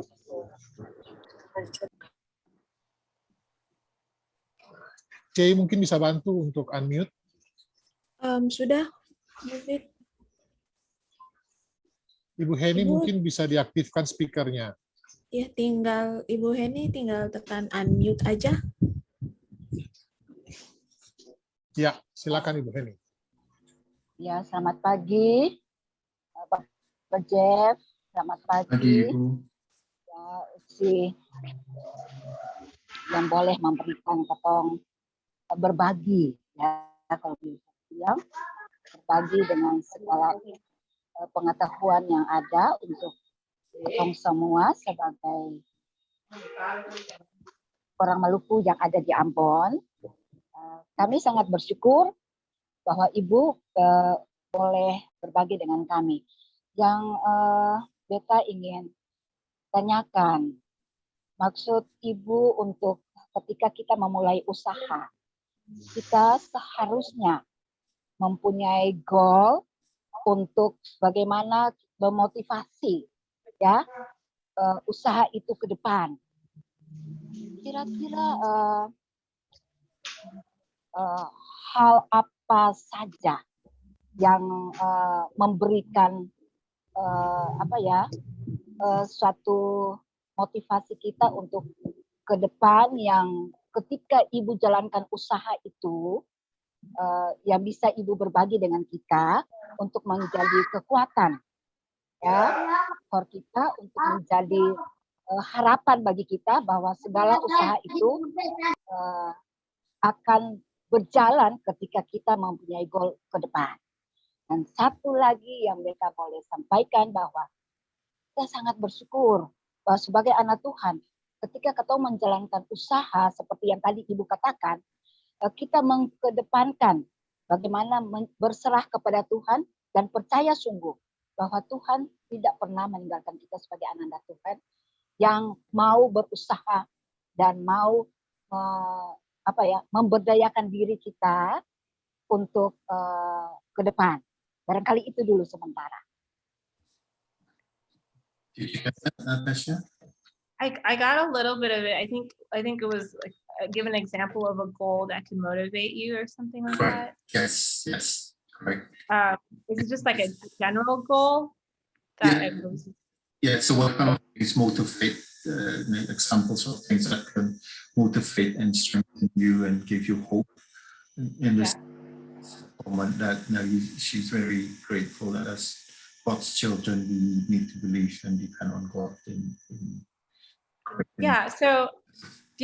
A goal that was constantly motivating for me was the ability to create jobs. And I think especially even with like the Entrepreneur Fund, my goal is to create jobs, because my hope is that when people start businesses, they're going to be able to hire. And when they hire, they can pay wages, and so people can change their lives. So when I started Wiser, I actually ended up moving to Kentucky, which is a state that is not as forward and progressive as like California and New York. And so people there were not making as much money as California. And so But my company, our minimum salary was like $50,000 in a city that their minimum salary was $8,000. And so for me, so we hired all of these people and paid them these great wages, and now they're able to do so much more for their families. And so I think like in terms of really understanding beyond just what you want to build with your company, but understanding that by creating jobs and paying people, way more than they would normally make, you are now impacting generations of people, their children. Now their children can go to better schools, their children can have, more activities. And so I was very aware of that. And even with, the Entrepreneur Fund, that's something that is near and dear to my heart, is just that I hope we can fund some companies that maybe not all of them, but if some of them end up hiring people in Ambo and creating new jobs, like that for us is enough. And, for us, and the reason why we do it. But the reason why I even do, webinars like this is because our hope is that people are creating companies that eventually hire. Jadi Ibu Heni ya tadi jawabannya Natasia, satu motivasi yang goal dan membuat dia motivasi dia adalah untuk membuat lapangan pekerjaan. Jadi dengan perusahaan-perusahaannya dia ingin melihat perusahaannya tumbuh sehingga bisa membayar pegawai dan kemudian mengubah kehidupan para keluarga pegawai itu.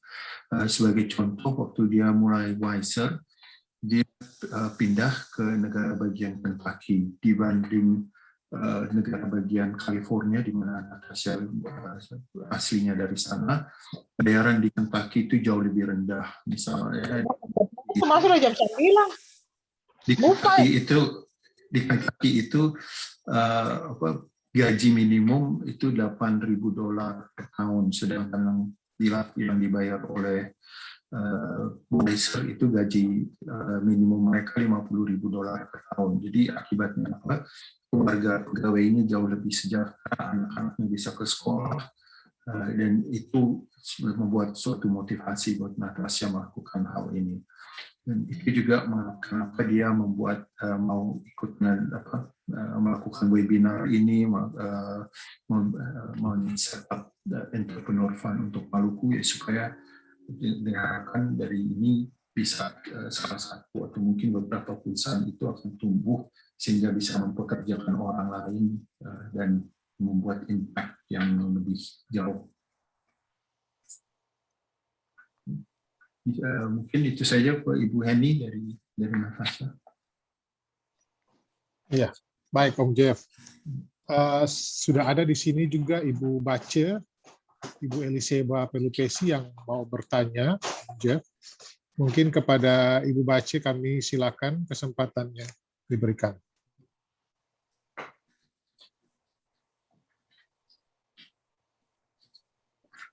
Terima kasih Bapak Pito,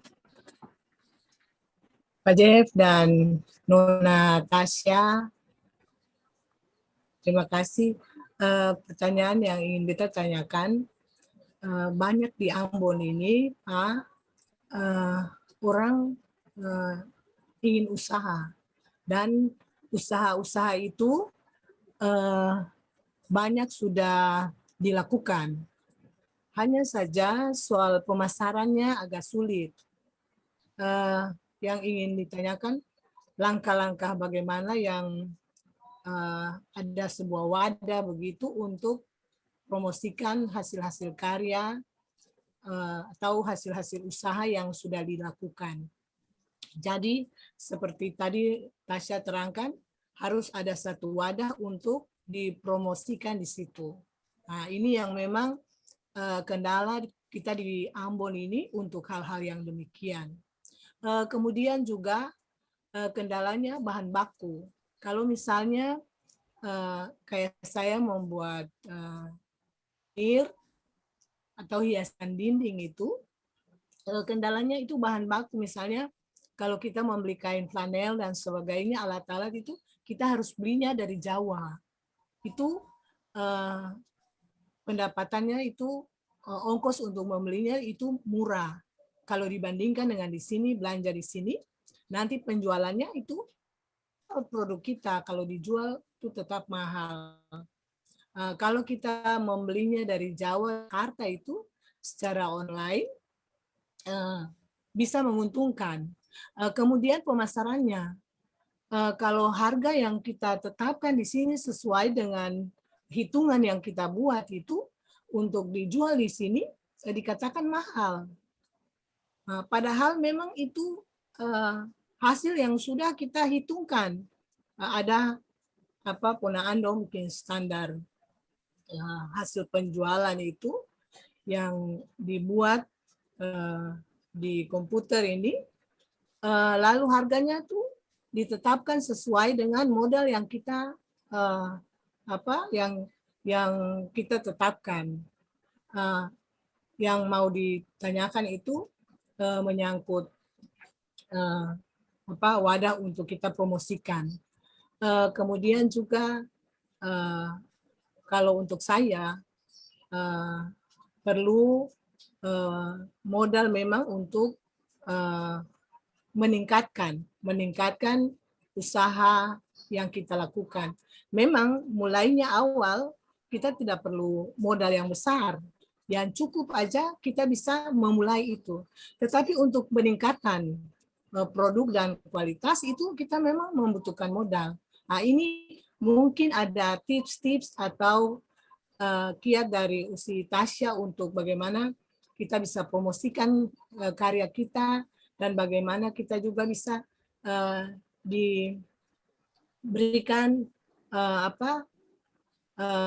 modal yang bertambah dan sebagainya. Itu yang ingin saya tanyakan. Terima kasih. Terima kasih, Tante. Did Just you get that? I did not. So three things. One is any organization to promote their products, to market their products. Any tips of how to organize to market the product. The second point is about pricing. It's expensive. It's actually cheaper to buy things from Java in terms of raw material. But when they try to sell it in Maluku, people think it's too expensive. So how do you deal with pricing? And the third point is the need for capital to expand their product and the quality of the product, and any tips to get additional capital. Okay, so for the organizations to promote your products. So again, social media is a great place to promote your products. I'm not familiar with a lot of websites in Indonesia that we have here, but a website that we have here that's really popular is Etsy.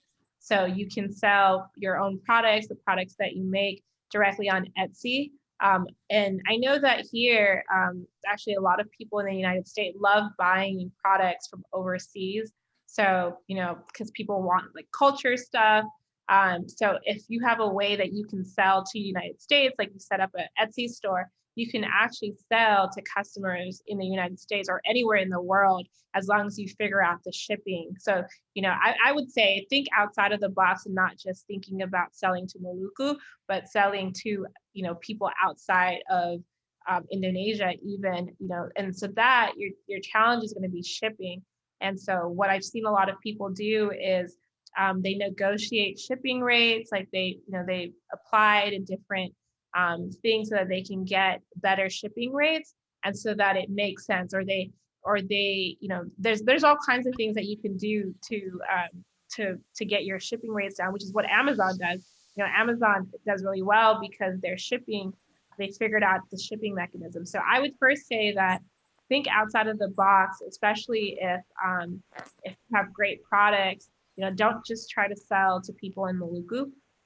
So Etsy is one, Shopify is another one, and I know people on those websites buy all the time. The second thing about pricing, so with pricing, again, pricing is dependent on the people that are. Actually, I'll pause there. Jeff, you want to answer that first part? Ya, okay. Jadi yang pertama tentang organisasi untuk promosi produk. Natasia bilang paling bagus sebetulnya lewat media sosial ya. Jadi kalau di Amerika itu misalnya ada website namanya Etsy di mana orang-orang bisa menjual dan bisa promosi barang mereka. Dan itu banyak di Amerika orang menginginkan barang-barang dari barang-barang unik lah, boleh dibilang. Jadi mungkin dari Indonesia atau dari Maluku bahkan. Yang menjadi masalah tentunya itu pengiriman ya, bagaimana bisa mengirim dengan harga yang murah ke Amerika. Cuman yang dia bilang itu kita sebagai entrepreneur harus berpikir di luar kotak, mesti inventif ya. Jadi kalau punya barang itu ya bukan hanya harus dijual di Maluku, bisa juga kita coba langsung fokus ke tempat lain di Indonesia, bahkan sampai ke Amerika. Jadi misalnya itu dengan Etsy, dengan ada satu lagi website namanya Shopify yang bisa menjual barang-barang kita langsung ke pelanggan. Yes, and then so the second question about pricing. So pricing is really dependent on what people are willing to pay for something at that moment. And so, your pricing is really subjective to kind of the market demand. And so try out different prices. And what you could do is, you can try out a price by saying, like, this is the price that I have now, but I'm going to give a discount. And so you can set your price really high and then say, right now I'm selling the product for 25% off, or I'll give you 25% off if you buy two, something that entices, and then just keep changing your price. So normally what people do is they start really high, and then if nobody's buying that product, they start lowering the price until you see, and you're tracking that. Like, again, like my sister talked about tracking data, and it's very important to keep tracking data because what we do is we'll start really high and then we'll drop the price by like $5, by increments of like $5. And so at $100, maybe only one person buys it.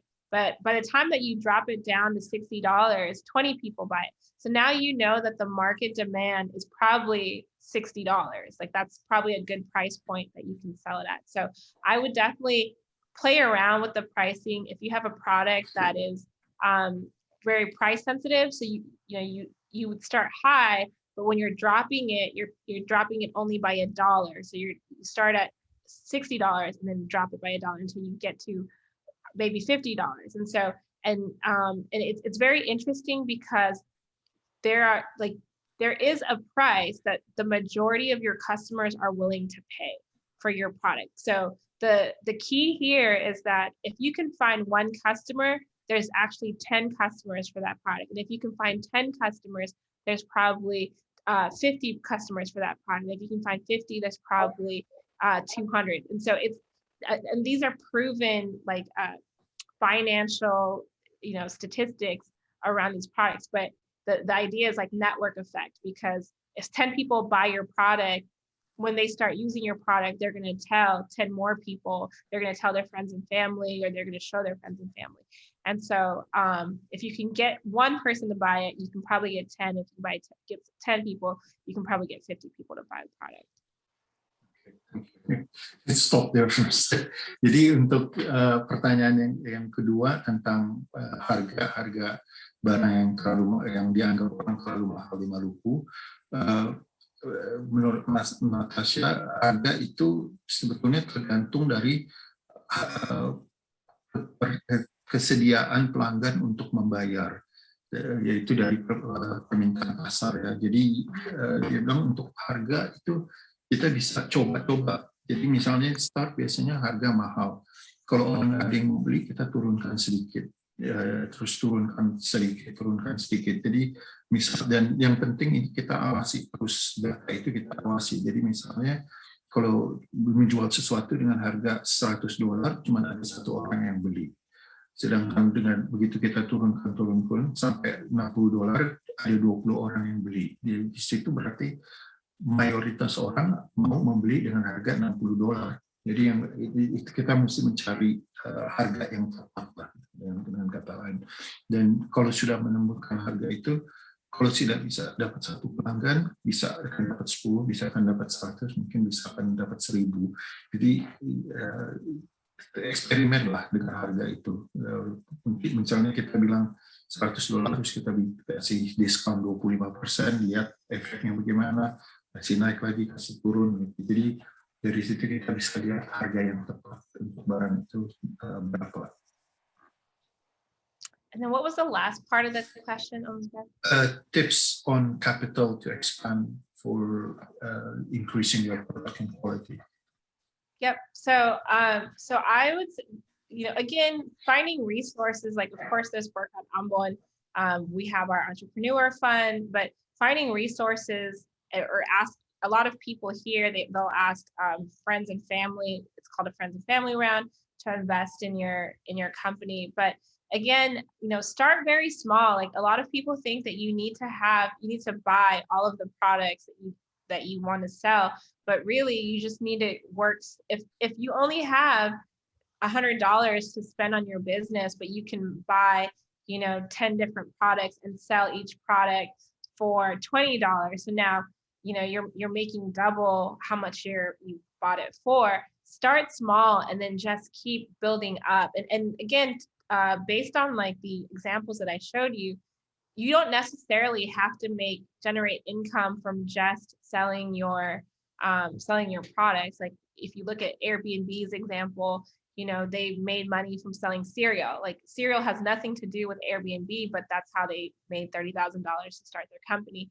And so, just again, like, in the early stages, don't be afraid to do other things to earn that capital. Here in the United States, I've heard so many stories about people like becoming Uber drivers, cleaning houses, like doing all of these things to generate some additional income for their business. So they'll have their real job, and then they'll do these side jobs on the weekend to earn money to start their company. So, being an entrepreneur means like just doing things that my sister, I think, said this quote it's like one of our favorite quotes, but doing things that nobody else is willing to do for a few years so that you could live like how nobody is able to, a very few people is able to live. And so just, again, willing to do anything and everything to earn extra income, and being very disciplined about how you spend that money. So don't just look at the products. If you're selling products, don't just think you have to generate income from products, but you could do all kinds of other things. You could sell food, you could sell, you can clean houses, you can babysit. Like, there's all kinds of things that you could do outside of just selling your products. Jadi untuk menjawab pertanyaan ketiga dari Ibu Kace tentang modal pemodalan untuk mengembangkan usaha, tadi Natasia sudah bicara sedikit tentang berkat Ambon, dan bisa juga mungkin minta bantuan dari keluarga atau dari teman. Cuman yang penting buat dia ini, sebagai suatu usaha kita mesti start kecil. Jadi misalnya dia contohkan dengan $100, kalau kita bisa beli 10 produk dan menjualnya dengan harga 20, itu sudah menjadi double ya.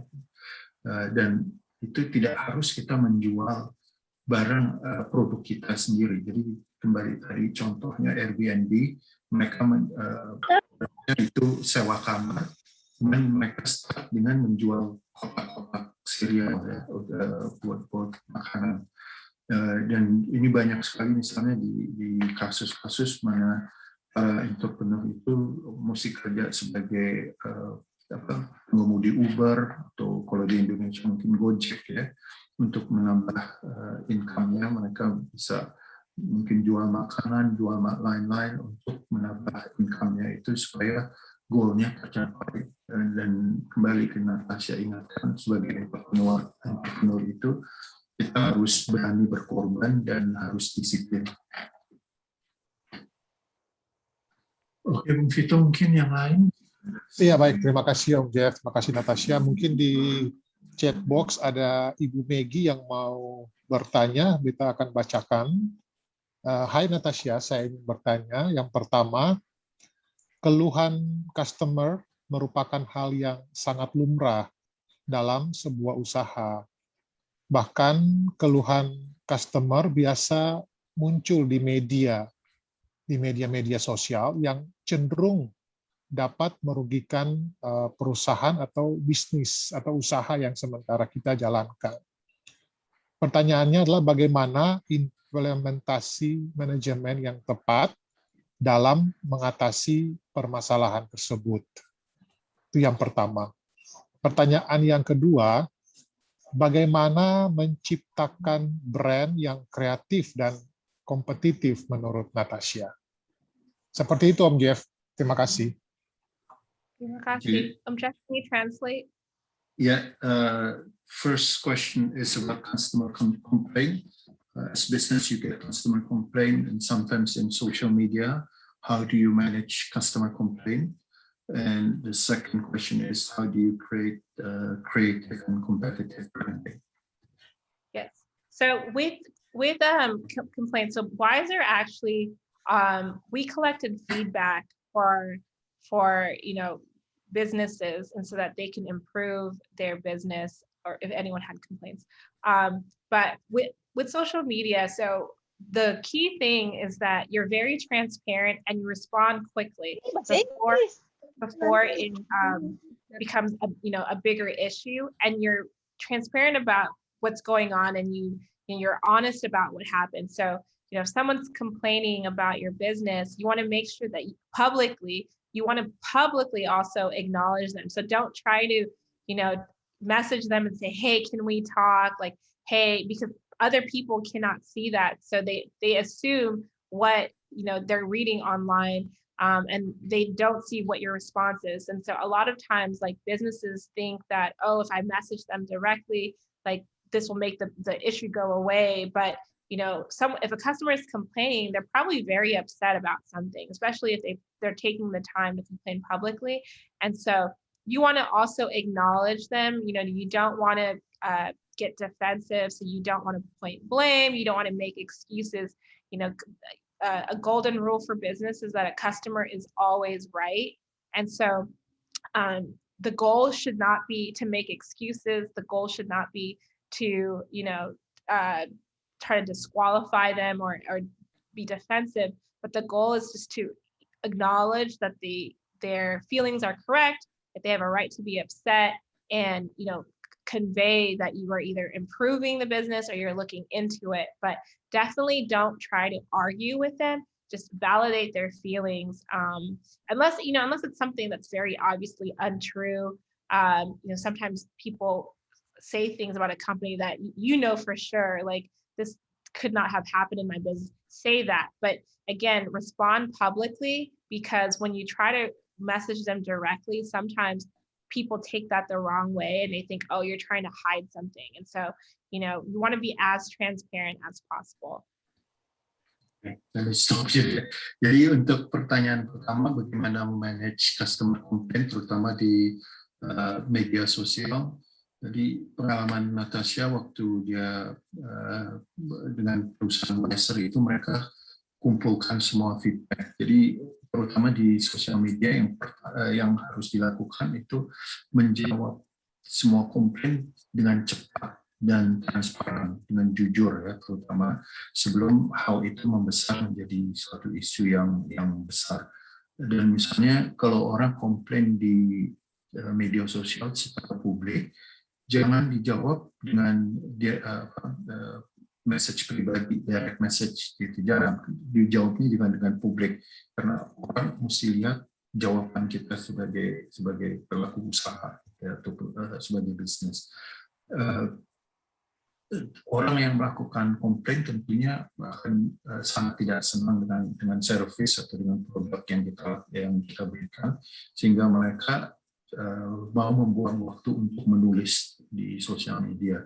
Jadi goalnya di sini, kita jangan memberi alasan atau jangan terlalu defensif, cuman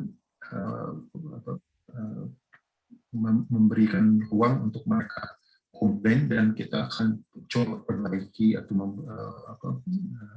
melihat di mana masalahnya. Jangan berargumen dengan customer, karena kecuali apa yang dikomplain oleh customer itu itu sesuatu hal yang tidak benar. Jadi secara fakta tidak benar. Cuman kalau yang dikomplain customer itu faktanya betul, ya kita perlu memberi jawaban dan alasan kenapa kita tidak bukan alasan, memberikan jalan keluar dari permasalahan itu. And what was the second question? How do you create creative and competitive branding? Yes. So with competitive branding, you really want to stay ahead of your competition by just doing research. Like my sister talked about it a lot the other day, but really reading a lot of different publications, like going through different websites, seeing what the trends are. You really want to stay on top of these things because especially in a country like Indonesia, where sometimes trends are happening in other parts of the world first. So if you are finding those trends first, you could be the first in Indonesia, especially even in Ambon, to bring those trends. So it's really important to spend time doing research. So one of the policies that I had at my company was that every Friday, every person had to present a new idea or something new or interesting that they learned that week. And so because of that policy, so every Friday we would start our workday and we would go around the room. At one point I had like 25 employees. So every single employee would talk about what they learned that week or something interesting that they saw online. And the goal of that is just to bring new ideas, help each other become smarter, help each other think more creatively, because every week I knew that on Friday I would learn all kinds of things about what's going on in the world and what other creative people were doing. So you really want to stay to be competitive, you have to stay competitive by doing the research, doing the work to make everyone around you smarter and spending that time and that investment to do the research. Jadi untuk menjawab yang kedua, bagaimana membuat branding yang lebih kreatif dan kompetitif, intinya kita harus selalu di depan kompetitor kita. Jadi riset itu yang sangat utama ya. Kita mesti rajin baca publikasi, lihat website orang, lihat tren, terutama misalnya di Indonesia itu kita bisa perhatikan tren di luar negeri atau tren di daerah-daerah lain sebelum tren itu ada di Indonesia. Jadi kita di depan kompetitor kita. Untuk perusahaan Natasia sendiri misalnya setiap hari Jumat setiap karyawannya itu harus duduk bersama dan setiap orang harus memberikan satu ide baru atau sharing suatu hal yang baru atau yang interesting yang mereka dapat.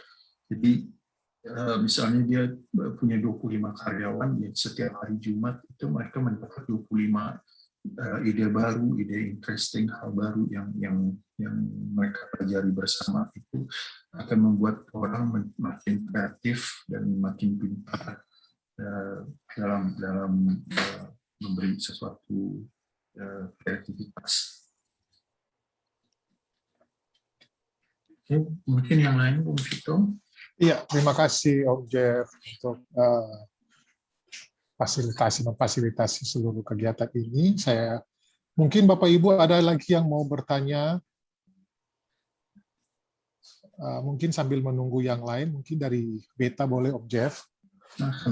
Iya, mungkin pertama kita memberikan apresiasi sangat kepada Natasia bahwa ternyata Natasia juga memberikan sebuah pelajaran yang baik, penting bagi kita semua, bahwa tetap dalam melakukan seluruh tanggung jawab kita untuk melakukan usaha kita masing-masing, Tuhan tetap menjadi yang pertama untuk mendasari seluruh tanggung jawab kita untuk melakukan usaha ini.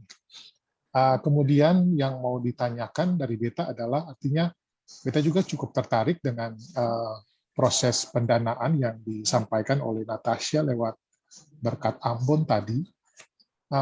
Cuman yang mau ditanyakan, apakah website ini itu diakses secara bebas oleh semua orang? Gitu. Kalau misalnya demikian, artinya harapan kami dari Bethania adalah apakah tidak bisa nantinya kalau misalnya diakses bebas, takutnya tidak ada proses monitoring atau kontrol dari pihak kami dari gereja, artinya untuk para pelaku usaha yang ada di sini. Itu pikiran beta saja. Dan beta tadi sudah coba masuk juga, apakah hanya memang dengan mengisi pertanyaan-pertanyaan yang disampaikan itu saja, lalu kemudian itu bisa di-accept sebagai pelaku usaha yang bisa menerima bantuan, ataukah nanti ada persyaratan-persyaratan lain yang kemudian yang harus disiapkan oleh para pelaku usaha. Ya, mungkin itu Pak Om Jeff. Did you get that? Okay. So the first point is just an appreciation and thanking you for the lessons that in everything you do, all we do is God's soul is first. The question is really about Berkat Ambon. Is it open to anyone in Maluku? And if it's specifically, if you apply, does anybody who apply get the funding, or is there a selection process, or is there additional data that you need more? And also, if it's open for, if it's not open for everybody, how does Bethania Community Church have a control of that? Yeah, so right now the application is open to any entrepreneur in Ambon, and it is a selection process. So we only select 1 or 2 people a month, but if you're not selected for a certain month, your application is still in the funnel. And so what happens is that there's a score criteria. So we have different advisors. We remove everyone's name, so we have no idea who that person is, whether it's someone that's related to us or not, but we don't know that information. And they're just scoring the application solely on the answers to the application. And then based on who has the top 2 highest scores, if there's a score that's like really high and their need is very great, or they have a great idea that we think is very promising, so we might for that month just award 1 award. But if it's if it's two good ideas, so as long as it's the top 2 for that month, and then we cycle again the following one. So when there's new applications, we separately score that, and then we compare it against last month's application. And so again, the top 2 out of those, the entire applications that are left is what ends up getting the award. Jadi untuk Berkat Ambon itu terbuka untuk semua entrepreneur di Maluku, dan itu untuk 1 atau 2 orang per bulan dengan sistem scoring. Cuman tidak yang para panelis yang memberi skor itu tidak dikasih nama siapa pesertanya. Jadi kita tidak bisa memilih saudara atau orang dari satu kampung atau apa. Jadi blind, tidak ada nama ya. Kita jadi scoring berdasarkan ide yang dimasukkan itu ya di situ. Dan kalau orang itu tidak dapat bulan di depannya, bulan sesudah itu dia bisa ikut lagi. Jadi setiap bulan itu bisa ikut. Dan kalau ide ada 1 orang dengan ide yang sangat bagus, ya cuma 1 orang yang dapat bulan itu. Kalau tidak, 2 orang dengan setiap orangnya $250, dan itu setiap bulan. And so maybe I'm Jeff for this month's application, maybe because of in honor of the webinar. So maybe if anyone on this call applies, maybe we can provide a code that they can add to one of the fields. So I will add a field after this. So don't apply today, apply tomorrow. If you're going to apply tomorrow, but I have time to add a field. But in the field, if they can write maybe Bethania or some code, Jeff, that you come up with. And that way, for this month, we will only select out of the pool of the anybody that was on this call today. Jadi untuk kalau kita melakukan webinar ini, untuk bulan ini akan dikasih prioritas untuk orang Bethania. Cuman jangan apply hari ini, apply besok, mulai dari besok, karena akan ditambahkan satu kolom di aplikasi itu, di mana kalau orang Bethania bisa tulis satu kode. Nanti kodenya kita share ya, Bung, di luar ini kami akan live streaming. Jadi, because it's live streaming, mungkin share the code outside of this. So jadi nanti kode kita share supaya kita tahu ini orang dari Bethania yang apply buat bulan ini, dan ini dikasih prioritas buat bulan ini. Baik Om Jeff, terima kasih banyak. Ya, mungkin tadi kita ada lihat di layar itu ada Pak Mansye Ferdinandus yang raise hand, melambaikan tangan untuk bertanya. Pak Mansye, silakan Pak Mansye.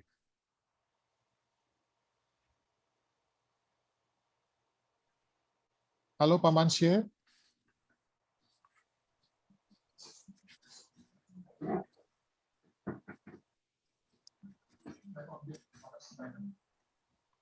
Pak Mansye, silakan.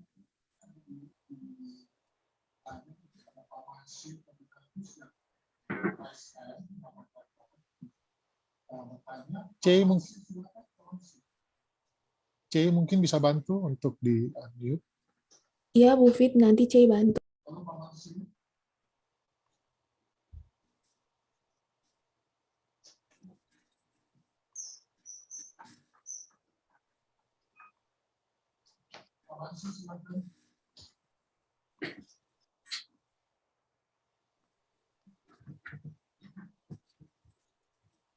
Ya, Pak Mansye silakan. Oke, terima kasih Nona Natasia dan Pak Jeff, Pak Fit, dan semua yang boleh hadir pada pagi hari ini. Selamat pagi, Shalom. Memang menarik apa yang dibicarakan oleh Ibu Nona Natasia tadi. Kalau pada saat ini katakanlah para pelaku usaha, dia praktis tidak berjalan dengan baik karena adanya kendala pandemi ya. Jadi praktis gerakan kita juga terbatas ya. Dan bagus sekali bahwa diberikan strategi khusus untuk pemasaran menyangkut dengan tadi secara online mungkin ya. Saya kira bagus juga. Cuma setahu beta online itu kan ada yang secara berbayar dan tidak berbayar, kira-kira seperti itu. Kalau yang berbayar tuh kan biasanya kita pakai mungkin FB Ads, Google Ads, Instagram Ads, dan lain-lain sebagainya ya. Memang agak susah untuk kita menjangkau itu. Apalagi yang gaptek seperti kita misalnya, harus buat websitenya, harus buat branding yang bagus. Memang agak susah untuk kita lakukan itu. Mungkin hari ini yang saya mau pertanyakan adalah kalau misalnya kita tidak menggunakan yang berbayar, kira-kira ada strategi online apa begitu yang kita bisa pergunakan yang tidak berbayar? Caranya seperti apa supaya kita mendapatkan customer dulu, sebab nomor satu kan kita cari customer dulu.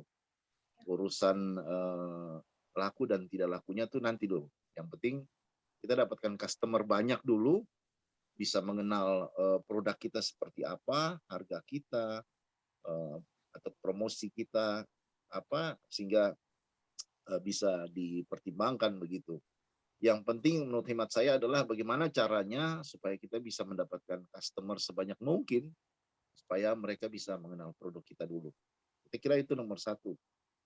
Untuk sementara itu dulu.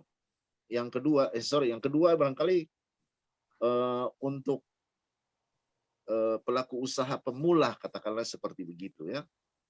Saya kira di Ambon ini banyak yang pemula juga ya.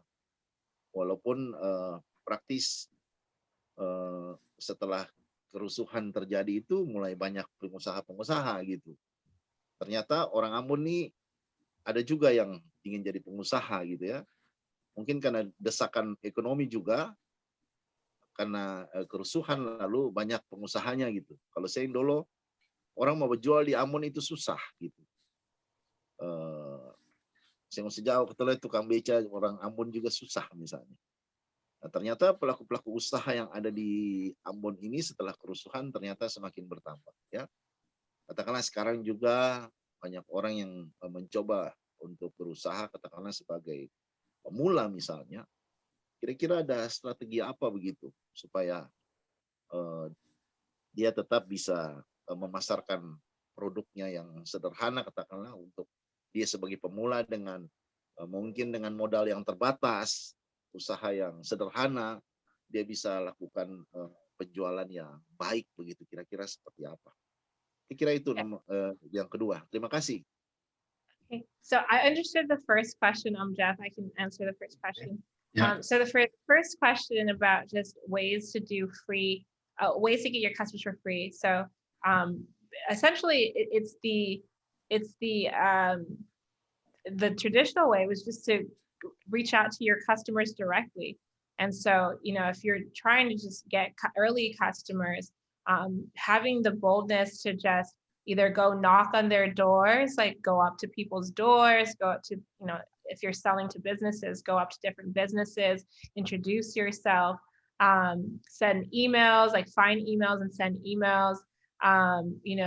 Basically the traditional route of reaching out to your customers. For example, when I started Wiser, when we try to get our first customers, we pretended to be a delivery service.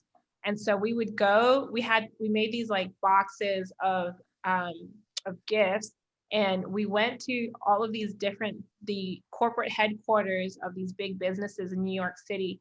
And so they let us in because they thought that we worked for a delivery service. So we said that we worked for Wiser, but it's a delivery service. So they let us into the corporate offices, and then they let us deliver the boxes to the executives. And some of the executives actually reached out and said, this was so smart. Like, whatever you guys are selling, I want to work with you guys. And so, that's how we were able to get attention. But again, you have to be willing to do whatever that you can to get these early customers, whether that's cold calling them, picking up the phone and calling 100 people. I mean, other people that I know, like in their early days, they picked up the phone and called 100 people to try to find customers. They went and knocked on stores, in the snow to find customers. So, there's no secret sauce. You basically have to do the work to try to get those early customers. If you don't have the money for ads and promotional stuff, you just have to go do it yourself. We have translate that first. Jadi untuk pertanyaan pertama untuk strategi marketing yang free, intinya kita harus kerja langsung. Jadi hubungi pelanggan langsung, baik itu lewat telepon, mungkin telepon 100 pelanggan, atau lewat email, atau ketok pintu potensi pelanggan itu, atau potensi pelanggan. Jadi Natasia contohkan waktu dia start Wiser kembali, mereka tidak ada uang untuk marketing. Jadi yang mereka lakukan, mereka membuat kotak hadiah ya, dengan dan mereka masuk ke perusahaan-perusahaan besar di New York dengan orang menganggap mereka sebagai delivery. Dan karena mereka dianggap delivery, mereka masuk langsung ke para eksekutif di perusahaan besar itu. Nah, para eksekutif itu sangat terkesan bahwa ini suatu cara yang inventif sekali, yang baik sekali. Dan akhirnya mereka bekerja sama dengan Wiser karena cara menghubungi eksekutif itu yang inventif. Okay. Sorry, second one. Beginner entrepreneur. There's a lot of beginner entrepreneur in Maluku. What's your strategy for somebody with a simple product and limited capital? What was the question? Can you repeat the last? Okay, so for beginner entrepreneur, what's your strategy? What's your tips for somebody with simple product and limited capital? Yeah, so finding your early adopters. So just finding the minimal viable product that you can build, and again, finding those first early customers. And so and trying to use them for as many things as you can. And so, when you find those early customers, get them to share testimonials, like give you a quote that you can put on your website, give you a quote that you could put. And that's something that I would recommend to every early entrepreneur, is that you ask people to give you a testimonial or a review, for your early products, but also you ask them for referrals. And so don't be scared or shy. You have to be willing to go out of your comfort zone and ask for referrals. So one of my advisors, one of my mentors actually gave me like really good feedback. He said, don't meet with anyone and leave that conversation without saying, who do you know that I should talk to? And so you're creating a web of networks, because then, they'll pause and they'll think about like, well, who should I introduce you to?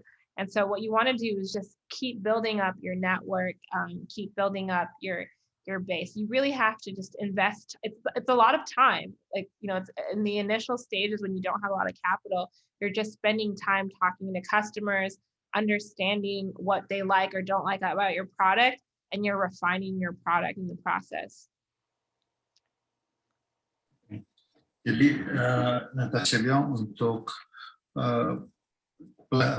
entrepreneur yang baru beginner, yang baru mulai, paling utama itu mendapatkan pelanggan yang awam, pelanggan yang early customer ya. Jadi kalau sudah mendapatkan, mesti minta mereka untuk share testimoni, mungkin dengan quote, minta mereka referral untuk orang lain. Jadi salah satu yang Natasia bilang itu, setiap kali ada percakapan dengan pelanggan, dia selalu akhiri dengan pertanyaan, siapa lagi yang perlu saya hubungi. Dan dari situ network dia akan makin hari makin terbuka. Dan hal ini memang sangat memakan banyak waktu, dan harus ada keberanian untuk berbicara dan meminta network, yang meminta referral dengan orang itu. Iya, itu saja. Sorry. Ya, baik. Terima kasih Om Jeff. Bapak Ibu yang lain ada yang mau bertanya? Tadi sempat melambaikan tangan, itu Ibu atau Bapak Saleki tadi kalau tidak salah.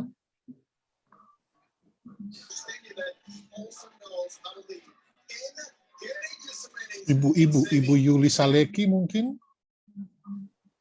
Ada yang mau bertanya? Ada yang mau ditanyakan, Ibu? Atau Bapak Ibu yang lain, silakan.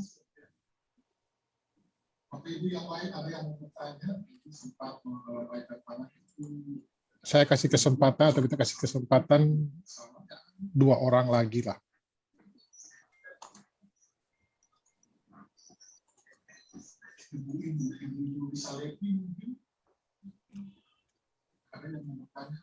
Kalau tidak ada, berarti mungkin Bapak Ketua, Bapak Hen, ada yang mau disampaikan mungkin, Pak?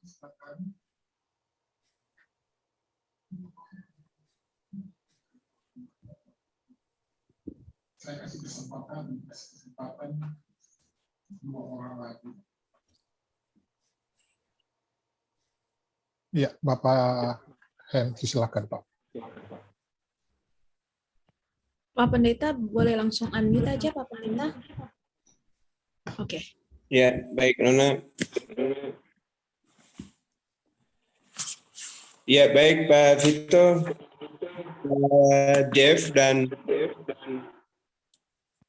Ibu Natasia, Bapak, Ibu, para pelayan dan para pelaku usaha Jemaat GPM Bethania yang dikasihi Tuhan Yesus Kristus. Sesungguhnya 3 hari ini kita telah mendapatkan banyak ilmu, pengetahuan, pengalaman, tetapi juga strategi untuk bagaimana menciptakan iklim usaha dengan baik, dengan jitu, dengan tepat. Dan sesungguhnya yang kita inginkan adalah bahwa semua yang telah kita peroleh itu akan lalu menjadikan kita memiliki kemampuan memanage setiap usaha kita. Sebab ternyata bahwa kita tidak bisa lalu memanage setiap usaha kita dengan pola itu saja. Yang penting kita usaha setiap hari. Yang penting ada jualan dan seterusnya. Sesungguhnya ini telah membuat kita memiliki perspektif usaha yang lebih baik, lebih mengedepankan bagaimana selain melayani orang banyak dengan kebutuhan-kebutuhan setiap hari, ya sesuai dengan basic usaha kita. Tetapi lebih daripada itu, kita memiliki daya saing ya terhadap semuanya. Sebab beta yakin sungguh bahwa Bapak dan Ibu sudah punya kemampuan itu, sudah punya sumber daya itu. Dan oleh karena itu 3 hari ini yang terakhir sesungguhnya Ibu Natasia telah memberikan tips yang sangat luar biasa ya, bagaimana peranan sosial media ya untuk meningkatkan marketing ya dalam usaha kita. Nah, dan beta kira bahwa ini menjadi tanggung jawab kita secara bersama-sama. Sebab bagaimana beta sampai bilang ini tanggung jawab ya. Sebab apa yang telah kita lakukan usaha-usaha kita itu bukan hanya sekedar kita tampil lalu besok mundur dan seterusnya, tetapi itu telah kita lakukan dan masyarakat umat ya telah karena itu ini lalu menjadi upaya kita untuk mengembangkan usaha kita. Sesuatu yang telah kita terima ya khususnya di hari ini dan bagaimana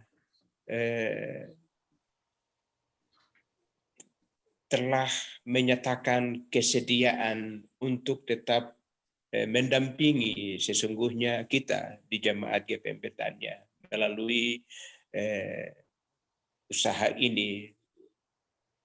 Bapak Jeff dengan teman-teman bahasa basudara bisa memfasilitasi kita dengan 3 ibu terkasih, Ibu Gloria Malaihollo, ya, Ibu Aya, dan hari ini dengan Ibu Natasia. Ya, sebetulnya ada kebanggaan sungguh, ya, ada kebanggaan sungguh bahwa ternyata anak-anak Maluku itu bisa hidup di mana saja. Nah, mengapa kita bisa hidup di mana saja? Sebab sesungguhnya itulah cara Tuhan menempatkan kita di bumi, di tempat yang Tuhan sediakan sebagai susu dan madu. Ya. Dan itu yang kita lihat bahwa kalau Ibu Natasia melakukan segala usaha ini dengan menggunakan ayat-ayat Alkitab Amsal 16 ayat 9, Mazmur 32 ayat 8 dan seterusnya, itu sesungguhnya juga memberikan kepada kita bahwa setiap usaha kita itu tidak terlepas daripada campur tangan Tuhan. Ya. Tidak ada satupun usaha yang tanpa campur tangan Tuhan dan tanpa diletakkan di dalam rencana Tuhan.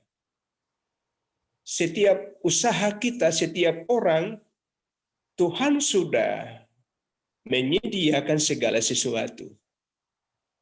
Jadi kita tidak bisa diam sementara rencana Tuhan ini terus berlanjut. Jadi kita memasuki ruang-ruang di mana Tuhan telah berencana dengan setiap usaha kita. Hanya tinggal saja bagaimana kita memiliki kemampuan untuk mengembangkannya sesuai dengan kondisi dan keadaan dunia yang terus berkembang, dan harus kita ada di dalam era dengan tingkat media sosial yang begitu menjamin dan bisa kita gunakan untuk mengembangkan usaha kita. Ya. Jadi inilah keadaan kita. Kita melihat bahwa bagaimana kita di era sekarang ini. Ya. Dan bagaimanapun juga setiap usaha kita harus menggunakan media-media yang ada sekarang ini sebagai upaya, sebagai cara kita untuk mengembangkan. Jadi mau ataupun tidak mau, ya suka ataupun tidak suka, kita harus tetap mengikuti tren ini. Ya, supaya kita tetap berkembang. Ya, kita tidak lalu menggunakan lagi kebiasaan-kebiasaan lama di era yang begitu canggih sekarang ini, sebab orang mengikuti, dan kalau kita tidak mengikuti, otomatis kita akan tertinggal dan usaha kita ya ini saja. Ya, dan oleh karena itu di hari terakhir ini bagaimana peran media sosial media untuk meningkatkan usaha kita, mau dan tidak mau kita harus memulainya. Ya. Dan kita sesungguhnya berterima kasih ya untuk Ibu Mary Nikyulu yang juga telah memfasilitasi kita dengan sungguh baik. Ya, ini adalah anak-anak Tuhan yang sudah disiapkan Tuhan untuk bagaimana menolong mengembangkan sumber daya kita. Kita harus mengapresiasi ini, mensyukurinya karena Tuhan tetap menyertai kita. Kita tidak membayangkan ini sebelumnya. Kita tidak membayangkan ini sebelumnya.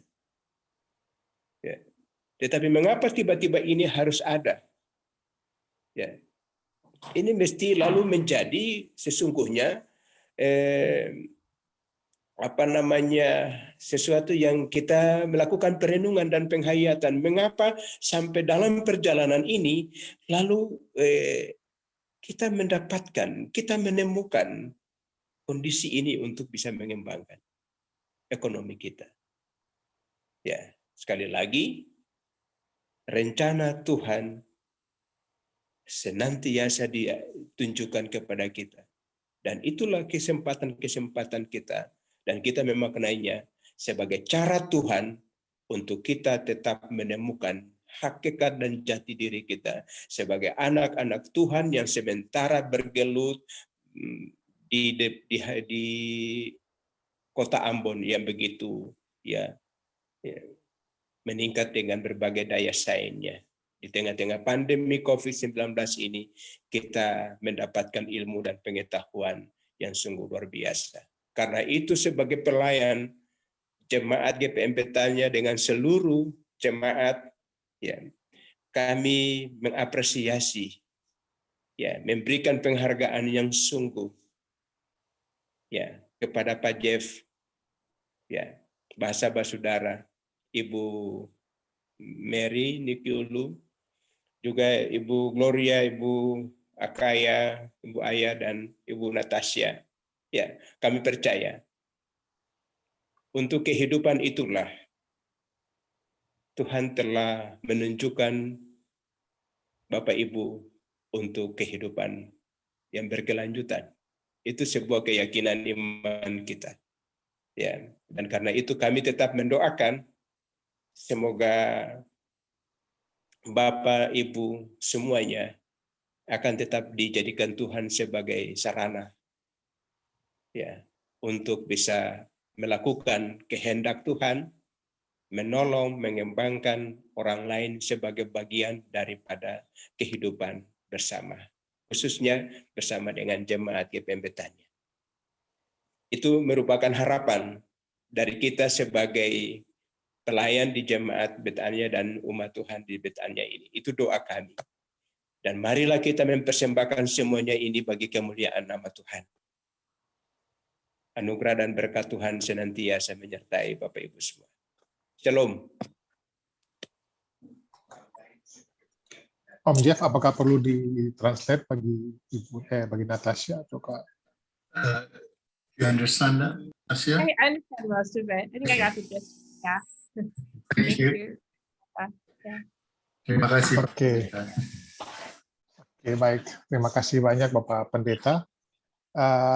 Kita rasa bahwa kita sudah bisa mengakhiri seluruh kegiatan di hari ini, dan ini menjadi hari yang terakhir sejak 2 hari ke belakang. Puji Tuhan, semuanya boleh berjalan dengan baik, dan sesuai dengan apa yang telah disampaikan oleh Bapak Pendeta, ini akan menjadi sesuatu yang bermanfaat bagi kita semua. Dan terima kasih sekali lagi buat para narasumber, Gloria, Ibu Aya, dan juga Natasia. Terima kasih juga buat Om Jeffrey Malaihollo, terima kasih juga buat Ibu Mary Dikiulu, terima kasih juga buat Om Jeffrey Luhukai yang memfasilitasi lewat live streaming di YouTube. Terima kasih juga untuk C yang juga banyak membantu dalam mempersiapkan kegiatan ini. Terima kasih juga buat para pendeta, para penatua diaken yang mensupport, dan terima kasih juga buat Bu para Fitson, peserta ini ada semua. yang masih raised hand. Bagaimana ya? Ibu Windy masih mau bertanya. Langsung di-unmute aja, Bu.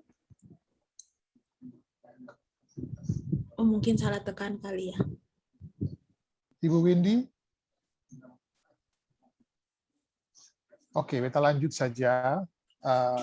Terima kasih juga buat semua Bapak Ibu yang sudah boleh terlibat dalam kegiatan ini dari hari pertama sampai hari terakhir.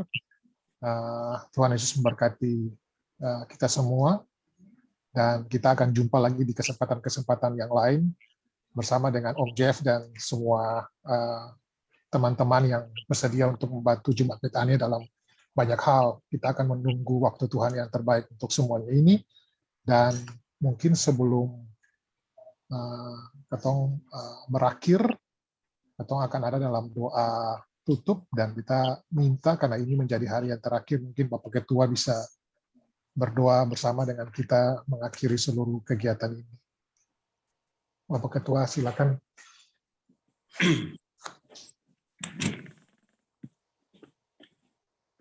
Ya, Bapak, Ibu, Bapak Jeff, semua yang mengikuti kegiatan di hari ini ataupun 3 hari berturut-turut ini, pertama kita bersyukur kepada Tuhan semua kegiatan bisa berlangsung dengan baik, dan khususnya Pak Vito, ini pesan dari Bapak Ketua Sinode, ini akan dibuat narasi terhadap kegiatan ini dan akan disampaikan ke media center GPM. Tetapi sebelumnya kita masukkan ke media website jemaat untuk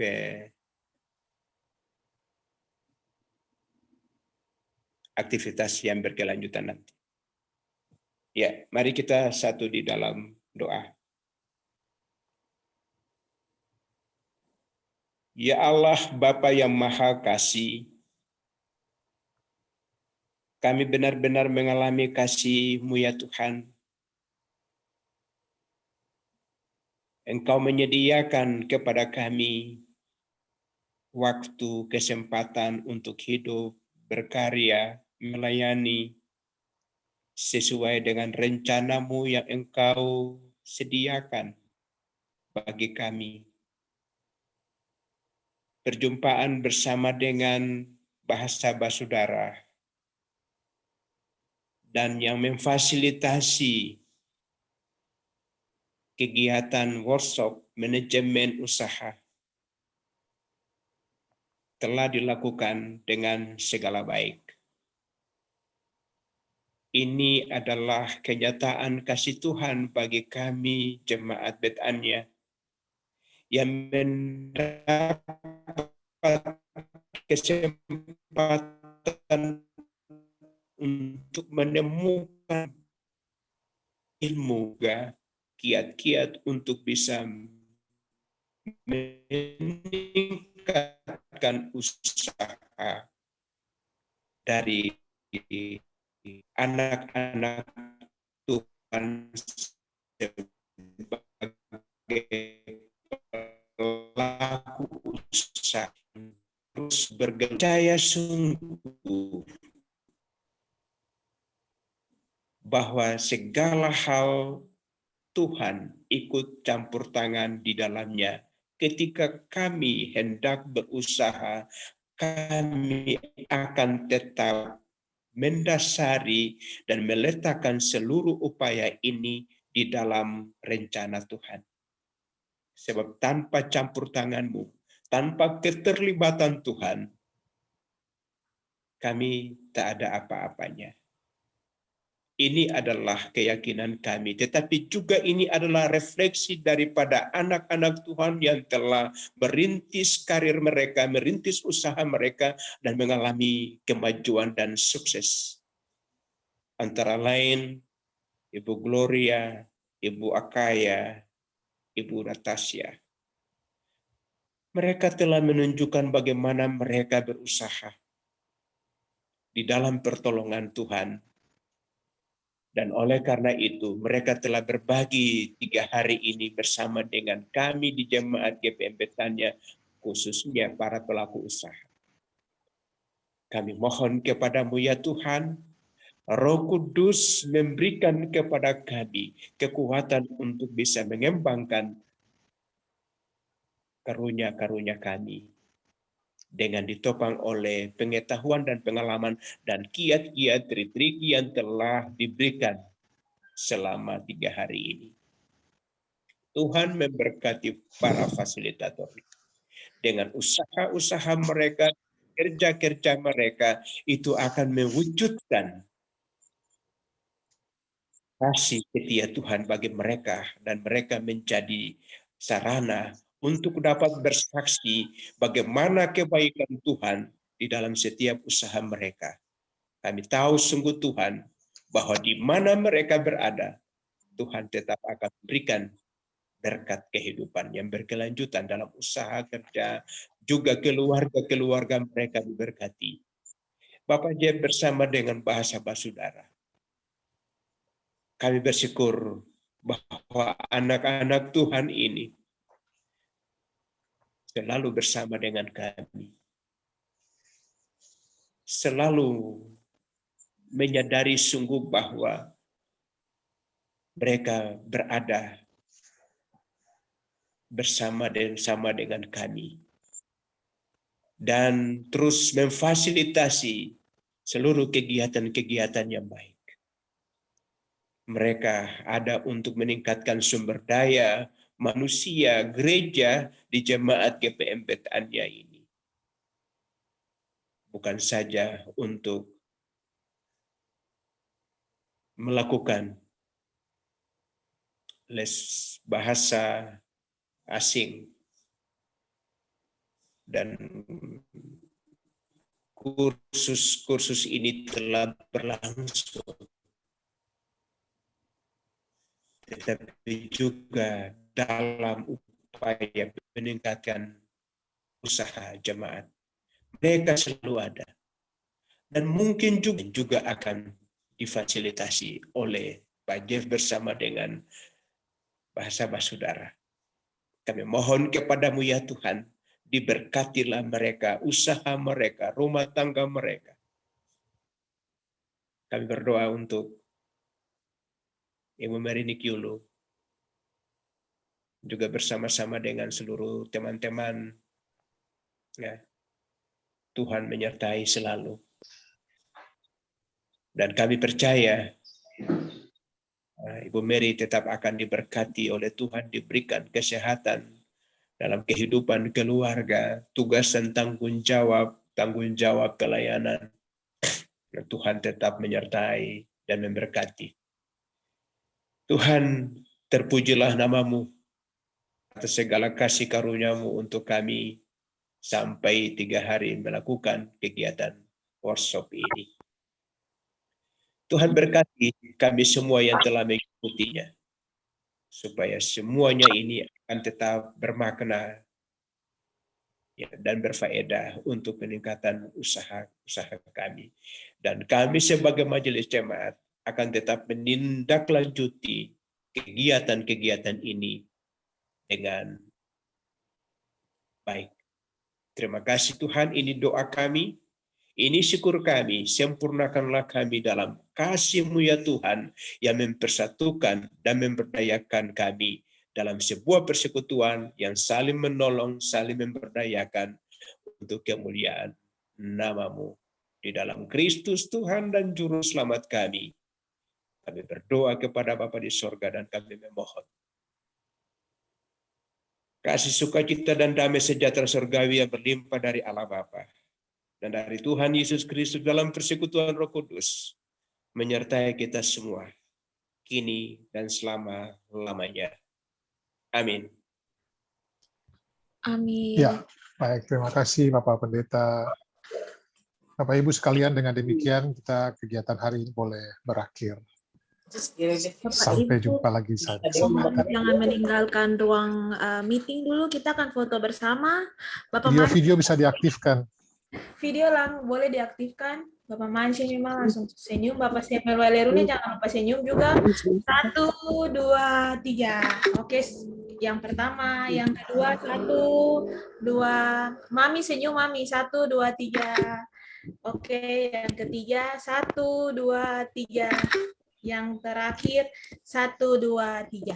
Siap. Terima kasih Bapak Ibu semuanya. Terima kasih. Thank you Natasia. Semua. Thank you Natasia. Terima kasih Pendeta. Iya, danke Natasia, danke. Sehat sama danke. Sampai Om Mansyah tadi sentuh mata. jumpa di lain waktu. Iya. Bapak Ibu. Danke banyak. Bapak Ibu jangan lupa isi absen. Dan absen. Sudah saya, sudah.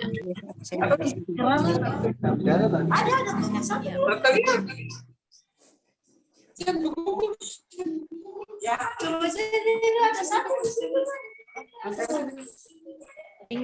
coba Bapak Ibu. Bagaimana Om Mansyah sebelum keluar? Berapa hari ini? Bagaimana Om Mansyah? Kegiatan berapa hari yang diselenggarakan? Ajarilah aku. Bapak Ketua ada nyanyi tuh.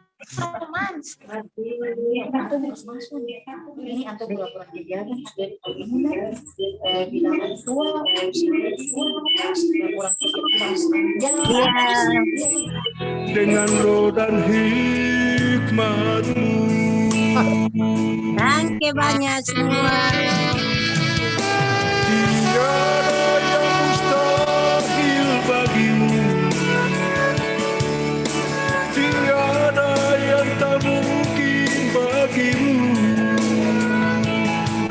Aku mau berserah dalam tangan, oh Tuhan.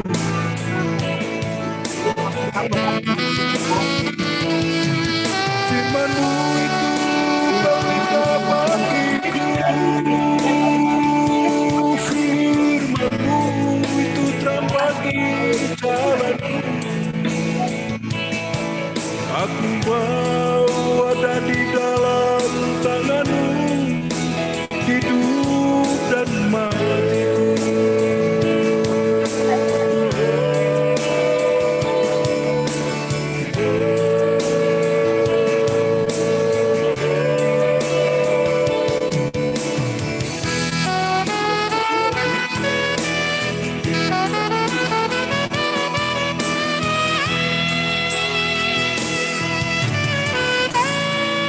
Ajarilah aku Tuhan,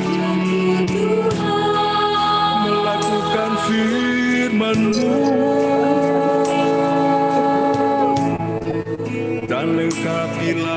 aku Tuhan dengan roh dan hikmat-Mu.